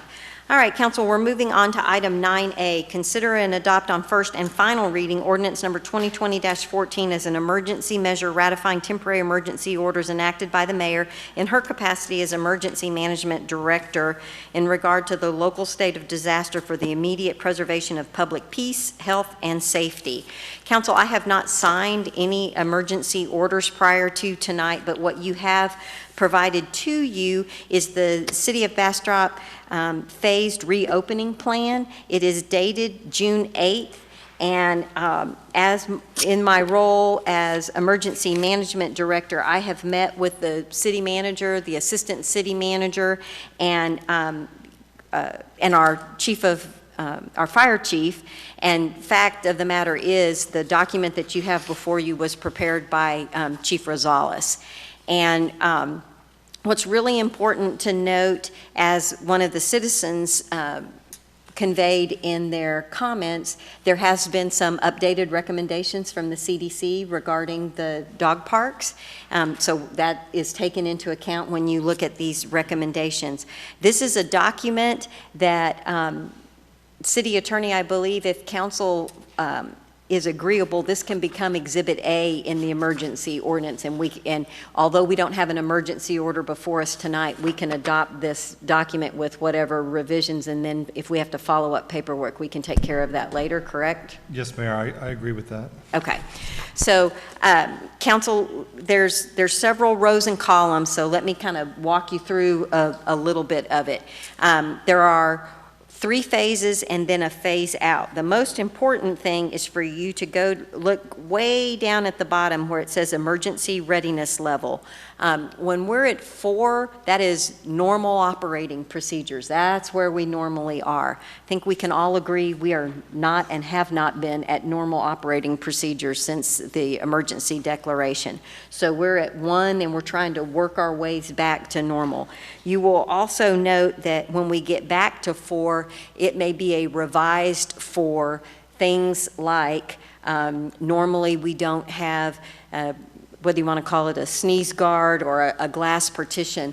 When the council chambers that we're currently sitting in and our library that was built, it was built with the intent of having a lot of interaction with the public and very open.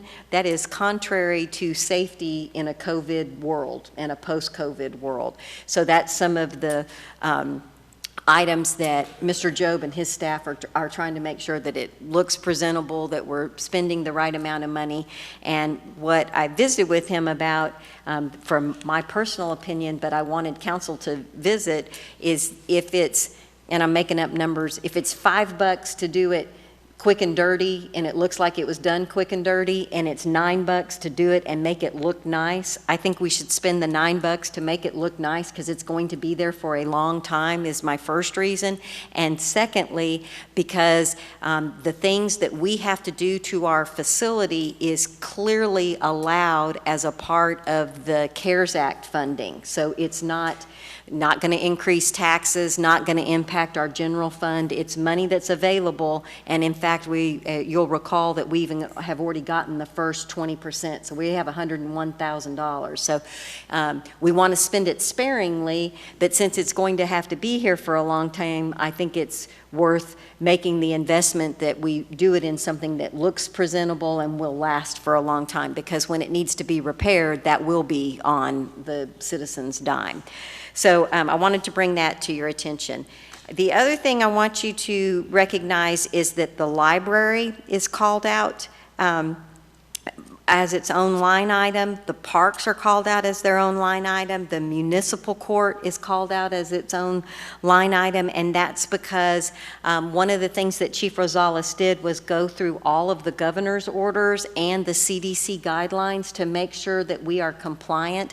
Both the CDC guidelines and the governor's orders are very clear that local authority can take the appropriate measures. So we can make things more restrictive, but we need, it's in our best interest for funding and for public health and safety to follow the guidelines that they have given us.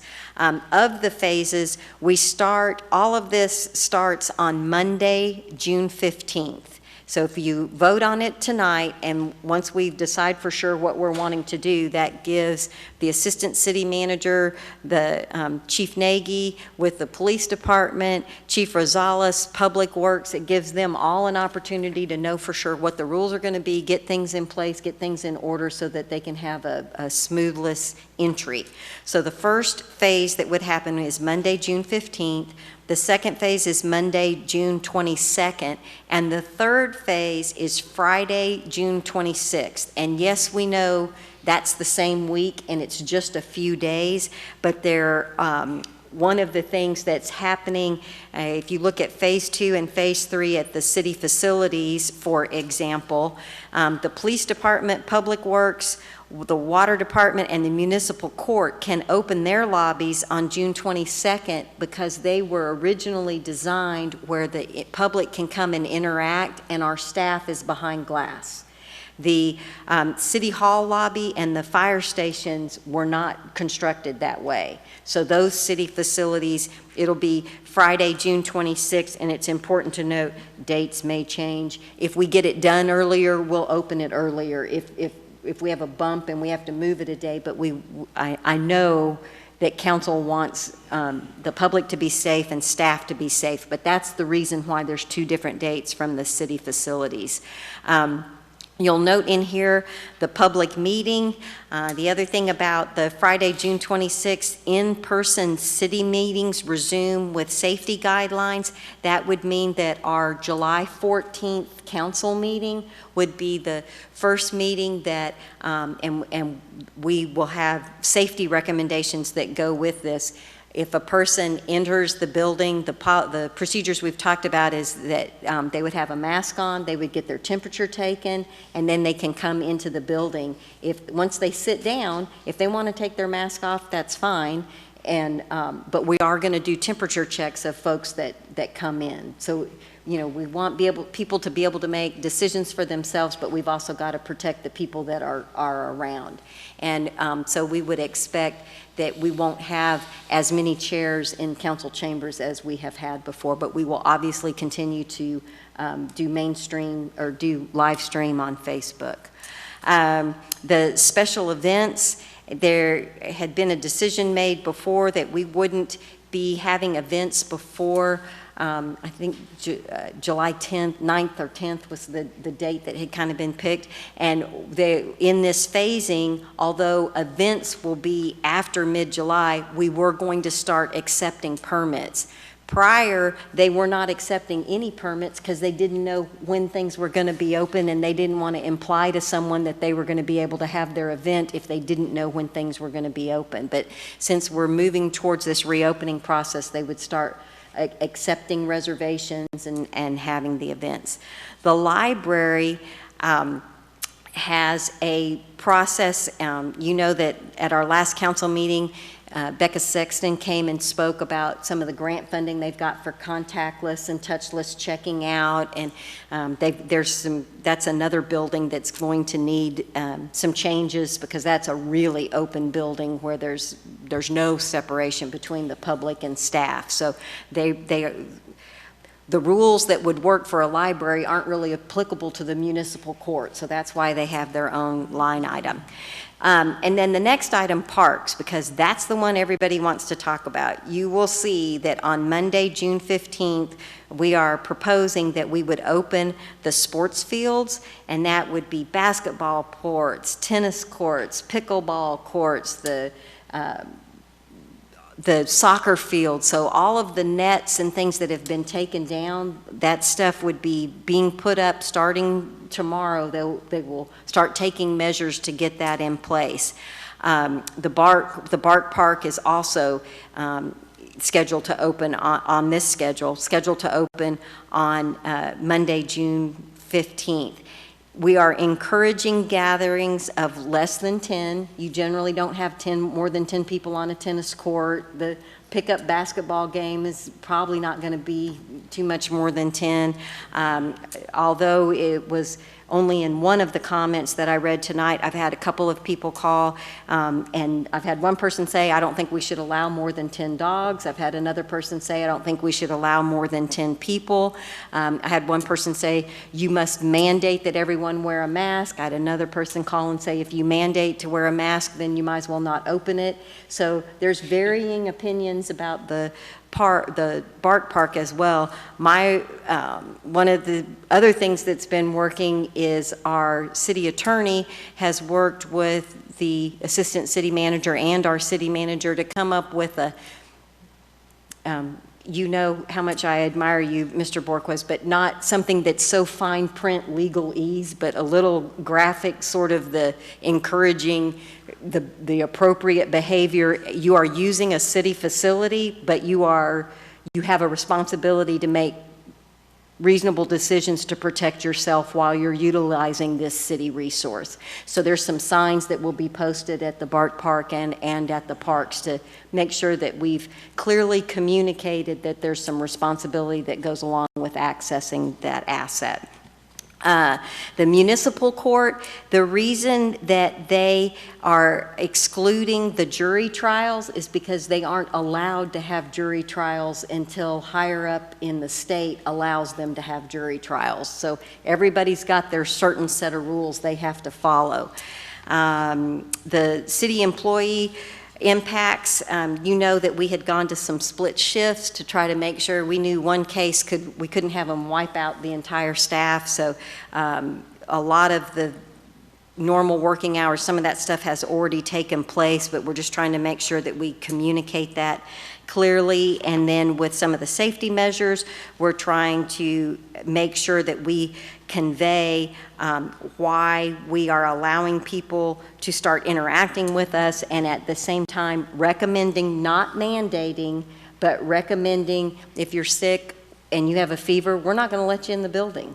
And if you feel unsafe and you don't want to be in the building, don't come in the building. Some of the openings and some of the comments that I've gotten, it's like, well, you should be doing this because Smithville has not opened their library at all. They are starting sidewalk only on Monday, June 15th. We've been doing that for several weeks. Elgin opened some things on June 1st. They're doing some other things. Every one of our situations are unique. Elgin and Smithville have specific guidelines they're following for their rec center. We don't have a rec center.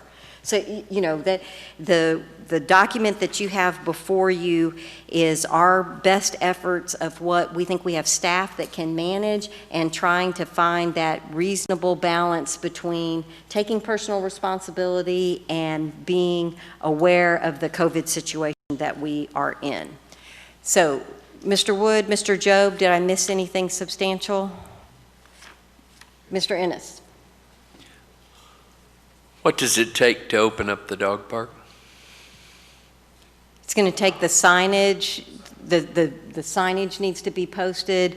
They'll have to take the lock off, and they may get in there and mow the grass and do some things to kind of spruce things up before they get it open. I was just hoping we could do it tomorrow.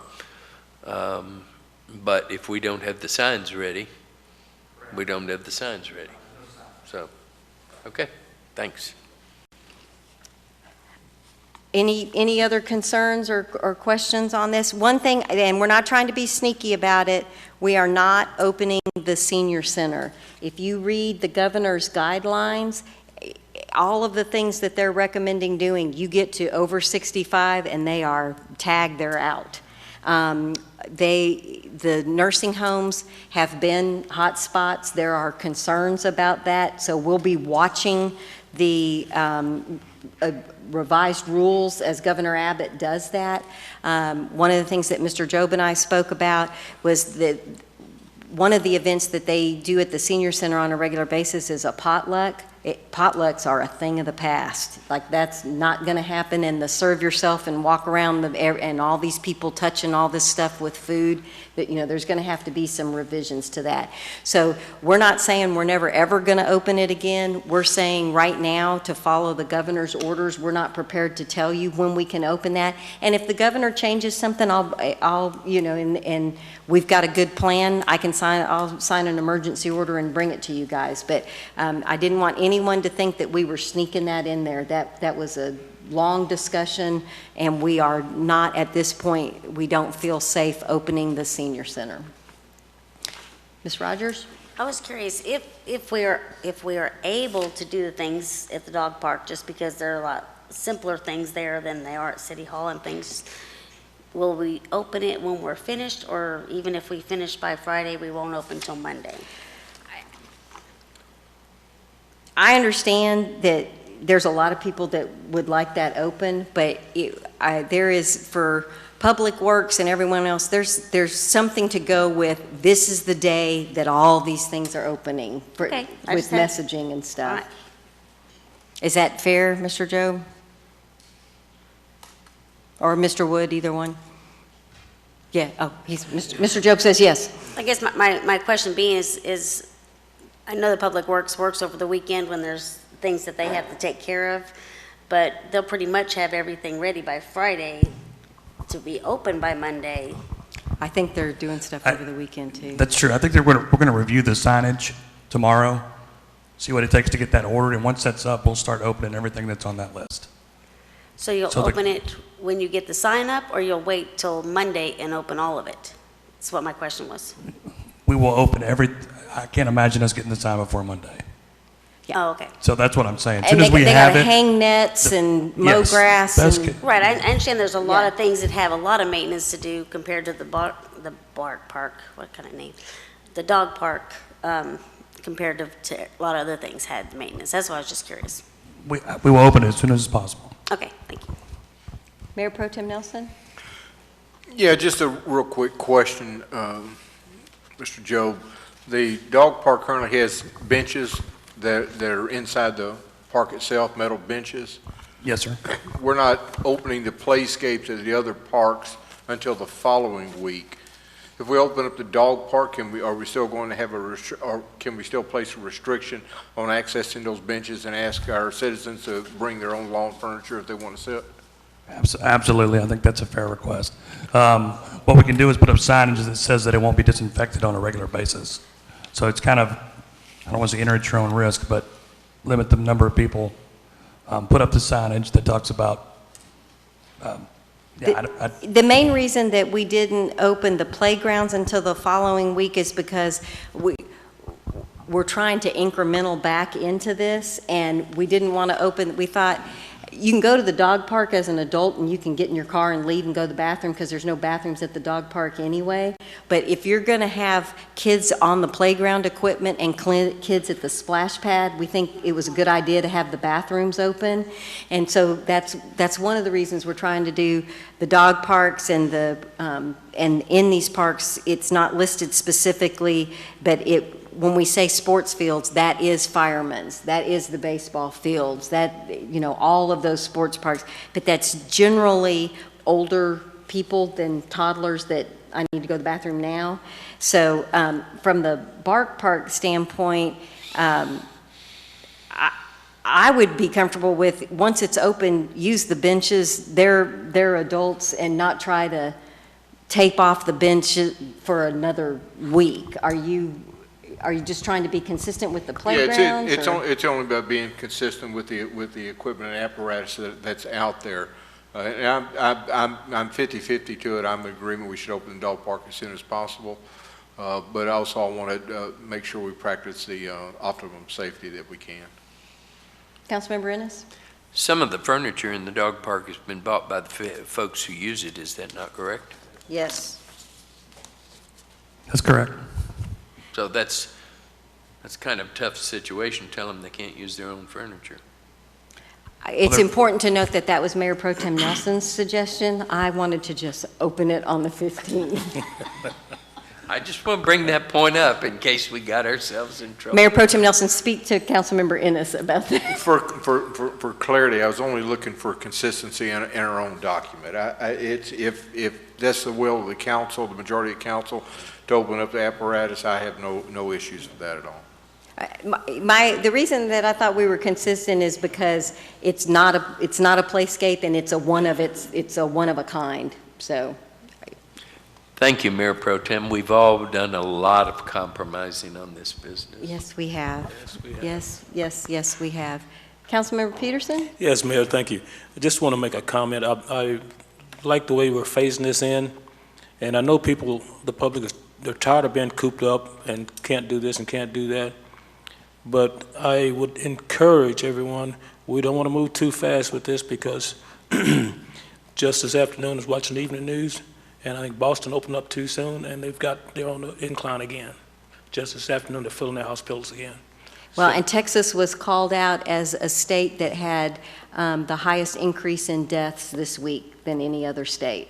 So, to the point, be responsible, but it's by no means is it gone, and by no means is the threat removed. So we just need to all be grown-ups. Just be safe. Be safe.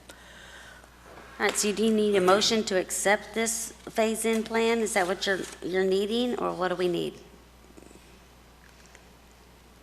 Yes, Mayor and Council, it would be adopting the phase-in plan as part of the resolution in your packet in lieu of a mayor's emergency order. So it would be the a motion to approve Ordinance 2020-14 with this document as Exhibit A? Is that basically what we're saying? Yes, that's correct. I move to approve what the mayor just said. I have a motion from Second. Councilmember Rogers and a second from Councilmember Peterson. So with a motion on the floor, we're still open to discussion. Is there any further comments or discussion? I'm ready to vote, Mayor, but on my screen that I have on my computer, it still says crosswalk options. So I have that on another laptop, but that's the latest thing I have on my screen is still crosswalk options. But Yes, I sir. have That's my why I other had asked you if you iPad had, with it wasn't information. in the packet, and that's why I had asked you if, I wanted to make sure you had seen the PDF document. So that was. Right, I've got the PDF in front of me. I meant, but at least the agenda items, they were popping up too, and they aren't now, so. Okay. Madam Secretary, Did if you you'll call the roll. understand? The agenda items, at least, I said were popping up before, they aren't now. Okay, Okay. Colin's going to take care of that, but it's, the only thing that you would see is 9A with the agenda item written. And he'll Which is get that helpful. view. He'll get that view. Madam It's there. Secretary, if you'll call the roll. Councilmember Rogers, Yes. Councilmember Peterson, Yes. Councilmember Jackson, Yes, Councilmember Ennis, Yes. Mayor Pro Tem Nelson. Yes. Council, thank you very much for that unanimous vote. And just to bring you up to speed, this morning we were at 217 cases, 96 recoveries, and 3 deaths. And I think there were a few more cases today. The state is coming in, and they will be doing, they've advertised that they're doing this. They'll be doing some nursing home testing. That's not us. That's the state coming in and doing it. And as I had mentioned earlier, some additional testing, and that would be free to county resident testing. There'll be an announcement about that hopefully coming out soon. The reason it's not announced is because everything is not finalized, but we've gotten lots of requests. And I just want you to know that it is absolutely being worked on, and they will share that with us as soon as they've got a for sure plan. The good news is we've already taken care of 9B, so we're moving on to the top of page 3. The item is number 9C, consider action to approve resolution number R 2020-47 of the City Council of the City of Bastrop, Texas, to approve a grant administration service providers to complete application and project implementation for city grant projects, including but not limited to GLO, CBDG, MIT, to include 2015, 2016 Hurricane Harvey state mitigation, competition and method of distribution, and authorizing the city manager to execute all necessary documents, providing for a repealing clause, and establishing an effective date. Mr. Jobe. Thank you, Mayor and Council. If you'll recall, we've discussed this grant quite a bit before. It's right about $4.3 billion with the B available. It's 100% coverage, so there's no match, which is great. So we're going to apply for these grants. And what we've done is we've done an RFQ for a grant administrator, actually a team of 4, a committee of 4, Chief Nagy, Chief Rosales, myself, and the city manager, all sat down and scored them based off of experience. Excuse me, I lost my place.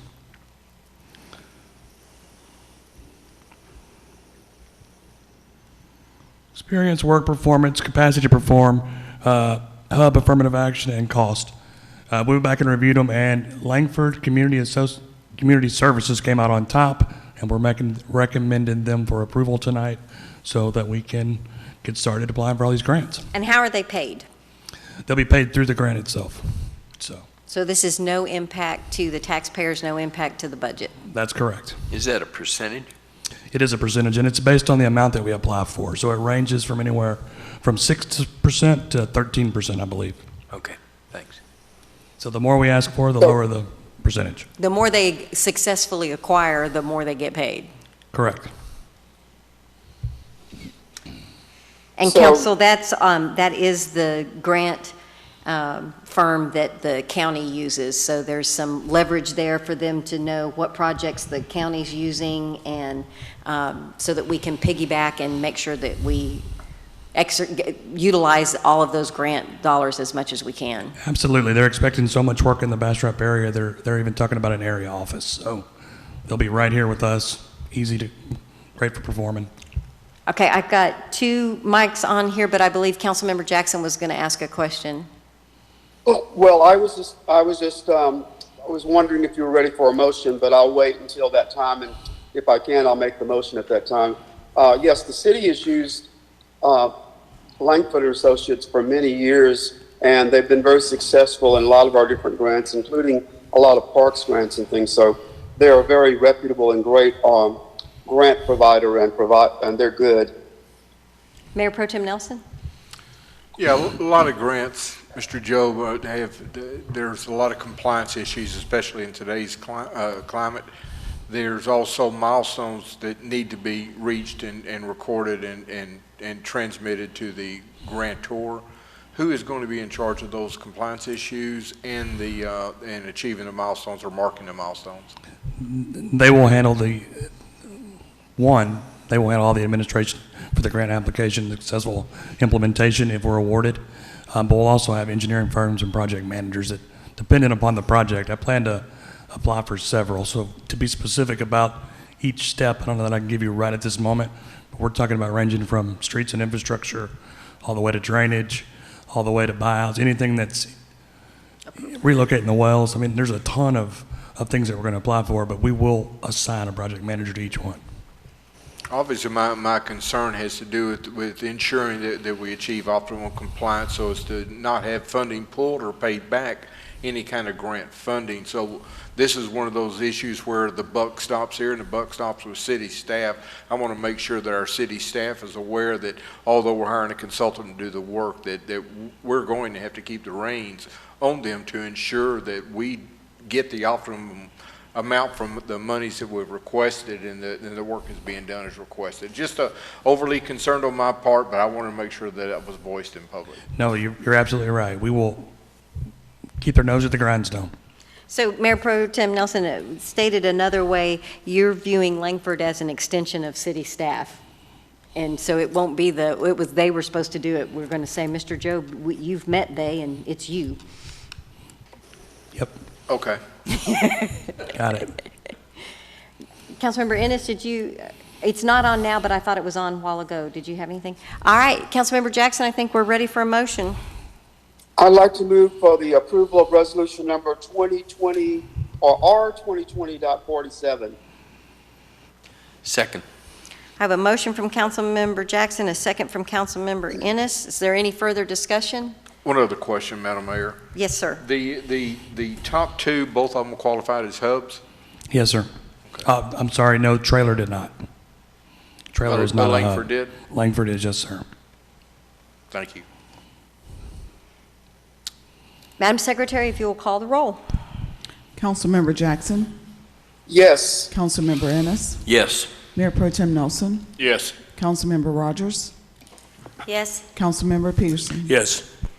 Motion passes unanimously. Congratulations, Mr. Job. It's going to be, your staff does need some extended help. There's a lot of Yes. projects going on. There are a lot. Really great stuff. A lot of drainage projects and things that have been talked about a long time. And if we can get grants, that is absolutely the best thing to do for our community. 100% grants. Really appreciate your help.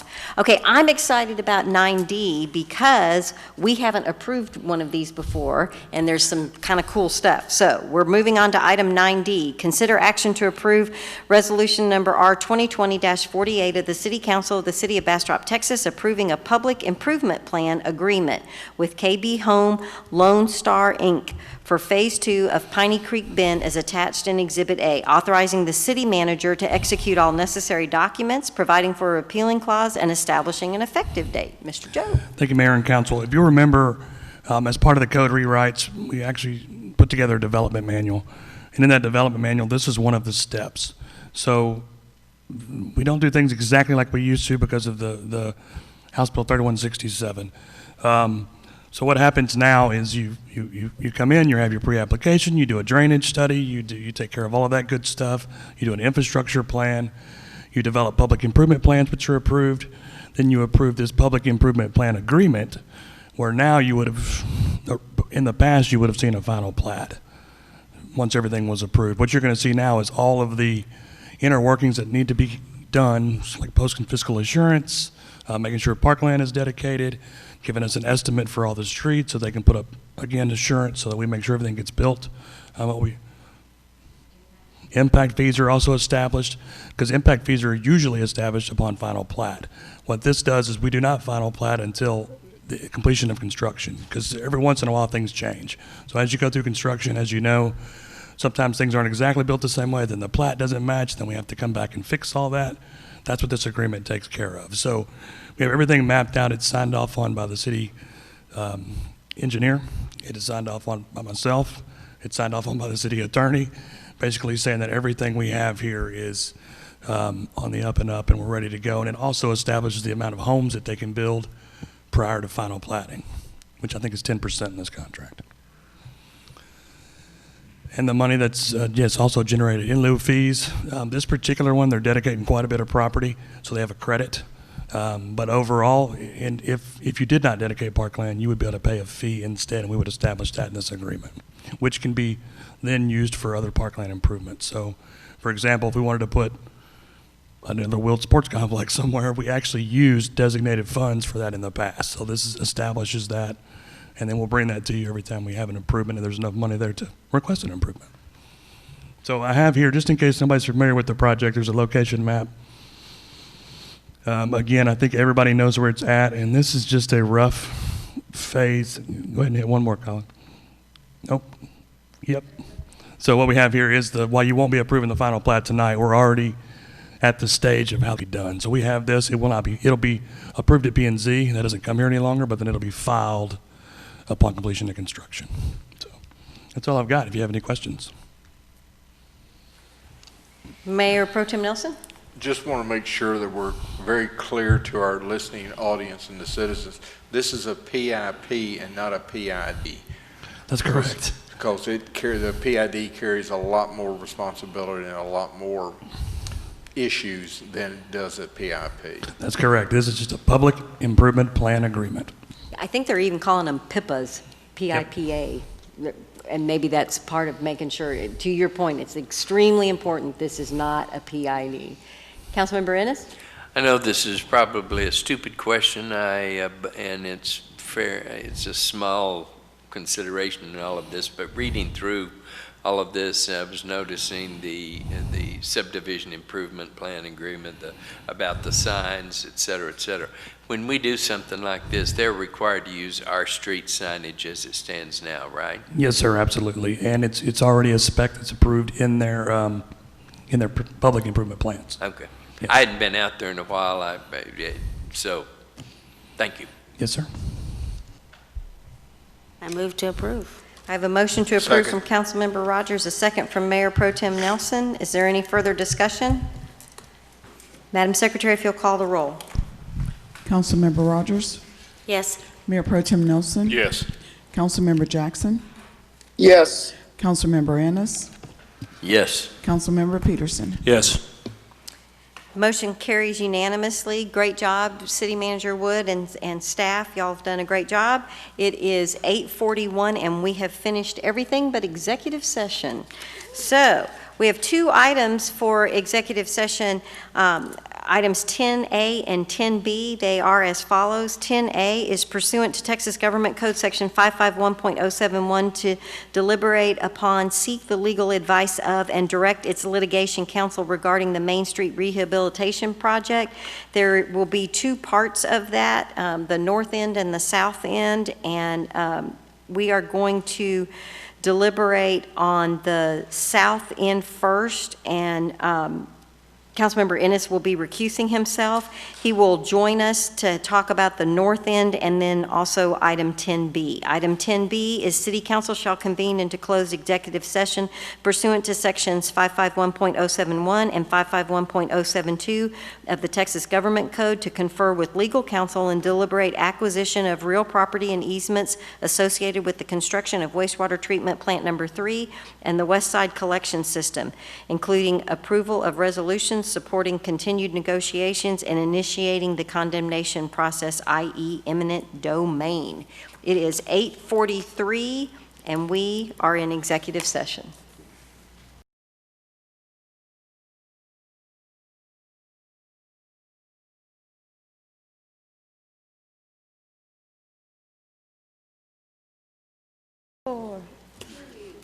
Council full of smart alecks. All right, ladies and gentlemen, it is 9:58, and we are out of executive session, moving back into regular session. We are moving on to item number 11, take any necessary or appropriate action on matters posted for consideration in closed executive session. Mayor Pro Tem. Mayor and Council, I move to approve resolutions number R-2020-50, number R-2020-51, R-2020-52, and R-2020-53, determining a public need and necessity to acquire interest in real property for the wastewater treatment plant number 3, and authorizing the city attorney to engage in continued negotiations and initiate eminent domain proceedings as necessary. I have a motion from Mayor Pro Tem Nelson. I second. I have a second from Councilmember Rogers for resolutions R 2020 50, 51, 52, and 53. Is there any further discussion? Madam Secretary, if you'll call the roll. Mayor Pro Tem Nelson. Yes. Councilmember Rogers. Yes. Councilmember Jackson. Yes. Councilmember Ennis. Yes. Councilmember Peterson. Yes. Motion passes unanimously. That brings us to item number 12. Councilmember Peterson, it's 9:59. I'd like to make a motion to adjourn. It's 9:59, and we are adjourned. Thank you very much, ladies and gentlemen. Thank you, council, and thank you, staff. Good night.